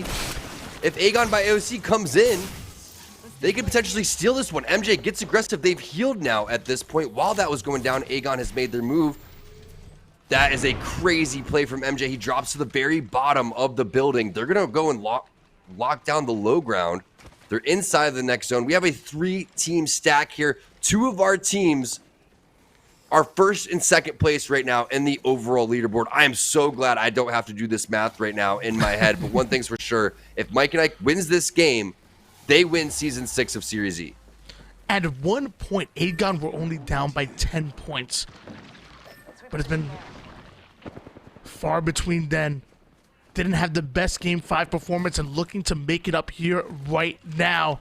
87 points total for the tournament, but this is for more than this is for more than just today's tour. This is more for this is for to the actual weeks upon weeks that you've been putting in the work. Mike and Ike have the lead on you, but so far you can steal it away. Destiny is in your own hands. Aegon down to a duo, having two trios in front of them. That RE45 might be the ultimate equalizer. If there's a chance that Aegon come in and steal away, say, maybe 4 out of the 6 kills, it might be on the backs of this RE45 as you see it rip for 70 without even trying on that player, trying to steer Q to get that information. Now doing damage onto Chickies, about 100 up top. Aegon might be down to a duo, but they're certainly not playing like it. The big issue right now for Aegon is in order to keep this a little bit closer for them, they need to get rid of Mike and Ike first and then go after Team No Name. But Mike and Ike's doing a great job of hiding on the low ground. What a job as the duo here. You can see the big difference in overall points today. But Mike and Ike playing this the smart way. They're going to have a nice little ultimate accelerant in hand here for MJ to try to get his Rolling Thunder back. Maybe force people inside the building or force them even onto the ground. What is going to be the move here as zone number 5 closes? We are definitely going into ring number 6. First and second place for the winners of Season 6 coming up here very shortly, all on the back of this final ring. That Rolling Thunder isn't really a threat to Aegon, who are in the second level of this building, but there is a team on the roof. And I feel like as that Rolling Thunder falls, it might hit the team on the roof, force them to maybe drop down, and then Aegon might be able to pick up some of the kills, and the same for Mike and Ike as well. That Rolling Thunder might be more valuable than you think, even though Aegon seemed to be in a much better position to avoid it, and mind you, they have one of their own. So I wonder how this is going to play out. Shots coming in, but just kind of warning shots, letting them know, hey, we're still here. Don't forget about us. You will still have to count for. You will have to count for us as they switch gold armor, gold helmet. Love that. Want to get that Seer Q back as fast as possible, especially with round 6 hill closing in 21 seconds. It's quiet now, but it's about to get real loud here soon. The best thing that Aegon by AOC could do is, Tony, you were touching base on it, force them off of the roof, Team No Name, into Team Mike and Ike. Make those 2 team fights, try to figure out which team is Mike and Ike, take them out in 3rd place, and then clean up Team No Name. It's a lot, especially with just a duo here, but sometimes you need miraculous things to happen if you want to take 1st place in Series Z, and it's anybody's game still. You can see the points difference. Again, it was 13 beforehand. They got 6 kills on the board right now, plus the placement points that are going to be included from this, and here comes the final moments as the zone starts to close. This is it. Aegon have relocated and still using Seer's passive to spot exactly what enemy team is. You see the ping start to go in, but the Seer micro drone's gonna come right back at him. When they exit out of this doorway, they might be in no man's land, and looks like they're gonna play it right close to the building. Smokes are out. They're trying to get as far away as possible, but barely any cover here. This is the play that Aegon created. Right through the zone they go. Here comes the Rolling Thunder they were trying to avoid, and there goes the Seer ultimate being used. Maybe it's a whole team's back more than information. Eventually, Orioles ends up going down, and Force left behind. Will he follow through the same path as them? That zone's ticking. It's just not going to be enough for Aegon, Tony. They tried their best right there. It's all up to Mike and Ike. The MVP for the previous season, it's MJ. They're looking to not only get the win overall, they're trying to take the win in style on the day as well. The first knock there on Gyozi. Den Pride now in the sights, and at this point, they feel Season 6 in their hands, on the verge of being eliminated in Season 5, and this time, they take 1st place overall on Season 6. Congratulations to Mike and Ike. It's just Den Pride at this point. It's a good fight. It's not enough. You're Season 6 champs on the board. Congratulations to Team Mike and Ike. What a season. Mike and Ike capitalizing their win in the season with a win during the end game there. And I can't help but think with Aegon, like, I know they were playing as a duo, but I'm wondering if there might have been any other play that might have been better than that one, because obviously didn't work out exactly the way they wanted to, and it's tough. You're going into a 2v3v3, but I wonder if there was any other play outside of the one that we saw, or were their fate sealed? I think that everyone just played that so well on the opposite side, Tony. They had the roof from Team No Name on lock. Then you had Mike and Ike slow playing it the entire time, getting up to that God spot on the high rock, the way that they aggressively dropped down and made the decision, hey, we don't have to force things inside of the building. Tough spot to be. I mean, when you see that zone closing in, if you don't understand how that building works, and it's tough to be like, okay, how can they get out? There's only one exit. There was only one door. So when we're talking about things that they could have did differently, in retrospect, probably looking at the damage that they had on the roof originally when they were putting in some serious work, maybe they go for Team No Name. But everyone played that so well, up to, Aegon trying to stay alive and Force trying to stay alive inside of the building. You had Team Mike and Ike playing the low ground, No Name playing the high ground. And then just everybody popping off today. Everybody had their moments. What's crazy is when Mike and Ike needed to do it in game number 5, they eliminated turns, and then they played it the correct way all the way down to final points in game number 6. There was a moment where we thought Aegon by AOC was going to walk away with this one. They almost did. Yeah, unluckily for Team Aegon that they had to deal with 2 very experienced players understanding how to play an endgame. I feel like if there was any other 2, not players, I should say teams, if there was any other 2 teams that were in the mix, maybe they get the brawl that they wanted and they could have stolen away a couple of kills. But like you said, Mike and Ike and just the final 2 teams playing that to perfection, playing that so patient, understanding that there was no reason to force any action whatsoever, and eventually just led to Team Aegon's demise. But really unfortunate, honestly. I was rooting for Team Aegon. I really were. Hey, I wanted to just see it be as close as possible, and it really was. It came down to the final circle with our final 3 teams, 2 of them fighting out for first place. That's how you end a season. Hey, big shout out to everybody that's been involved watching, all of the production crew, all of our partnered teams, everybody over at Esports Arena, all of our partners in general, all of the players that have got involved, whether you were a partnered team or whether you're a pro team that played on our pro night, our open players. Season 7, the announcement's going to come soon. I don't know exactly when. That's why you have to follow at Esports Arena on Twitter. Tony, an absolute pleasure casting with you, my man. Way to bring the energy, way to bring the hype. Wouldn't imagine closing out the season with anybody else. Yeah, it really was a pleasure. I've been loving casting Apex for Series E, and I want to do more of it. So hopefully Season 7 will be back better than ever. Either way, I'll be in the chat making noise regardless, and I can't wait. And I'm gonna echo the same thing. Thank you to the audience chat. You guys are always great. Thank you to the players, like you said. They've been absolutely incredible at putting on a great show. And then also want to give a shout out to the production as well, because I say it all the time. You see our pretty faces on camera. There's plenty of ugly ones in the background that make these series run week after week. So make sure that you make some noise for them. Yes, big shout out to Connie, who is our tournament director and the guy in our headset helping us run this show, to Spirits, who puts everything together behind the scenes, Luke, everybody else over at Series E and Esports Arena. We see you guys. We love you guys. Thank you guys so much for a great season. And of course, last but not least, we can't close this one off without Yeso. Take it away, Yeso. Sending love right back to both of you, gentlemen, T Squared and my friend Why Not. Just absolute professionals, those two. Great at what they do. They make this so much fun to be a part of. So shout outs to you on a great cast today and a great season from both of you, as well as all of the talent that have worked with us all season long and all throughout the Series E.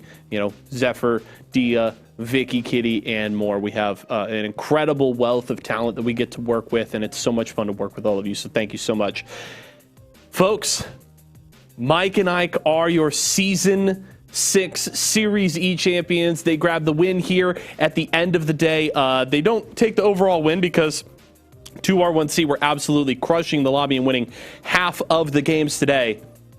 But Mike and Ike, when things looked the darkest going into the final 2 games and just 10 points separated themselves from Aegon, they buckled down, they took care of business, and they got all the points that they needed to hold off this late season push and stop the back-to-back from Turns and Force. And they grabbed the victory. Let's take a look at exactly how they did it here with our final Mobile One high performance moment of the season. It's the finish to this game, and it's Silent, MJ, and Wizard Coin getting it done. Aegon had an opportunity. It's important to note that going into this final circle, only 7 points separated Aegon from Mike and Ike. And while the points would have been difficult, if Mike and Ike finished in third, there was a huge opportunity for Aegon to steal it away, but Mike and Ike just played it slow. You heard T-Square talking about it before this game started, that, hey, they might just find their spot, play time, play slow, and let the game come to them.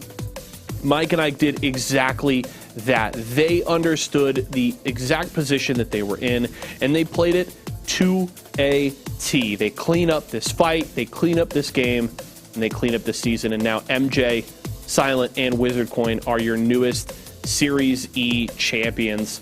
Your Season 6 Series E champions. Crazy to consider that we've finished 6 of these seasons for Series E Apex Legends. But yeah, MJ and the whole squad beaming here with the Prowler, absolutely just boxing this team in and cleaning things up to just put the cherry on top of a huge win there for the squad. Very, very sweet there for our friends over at Team Mike and Ike.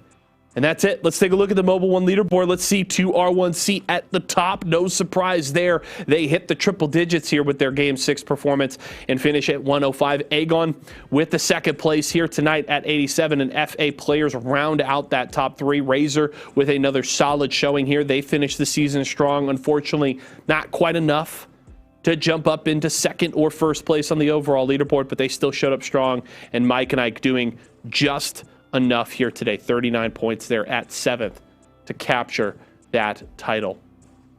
And there you have it, folks. Congratulations to 2R1C, but a huge congratulations to Team Mike and Ike, as we can probably pull up. There it is. Our cumulative leaderboard for the season. Mike and Ike break that 500-point mark. Huge for them. They end up getting a 16-point buffer between themselves and Team Aegon by AOC, and they capture that championship.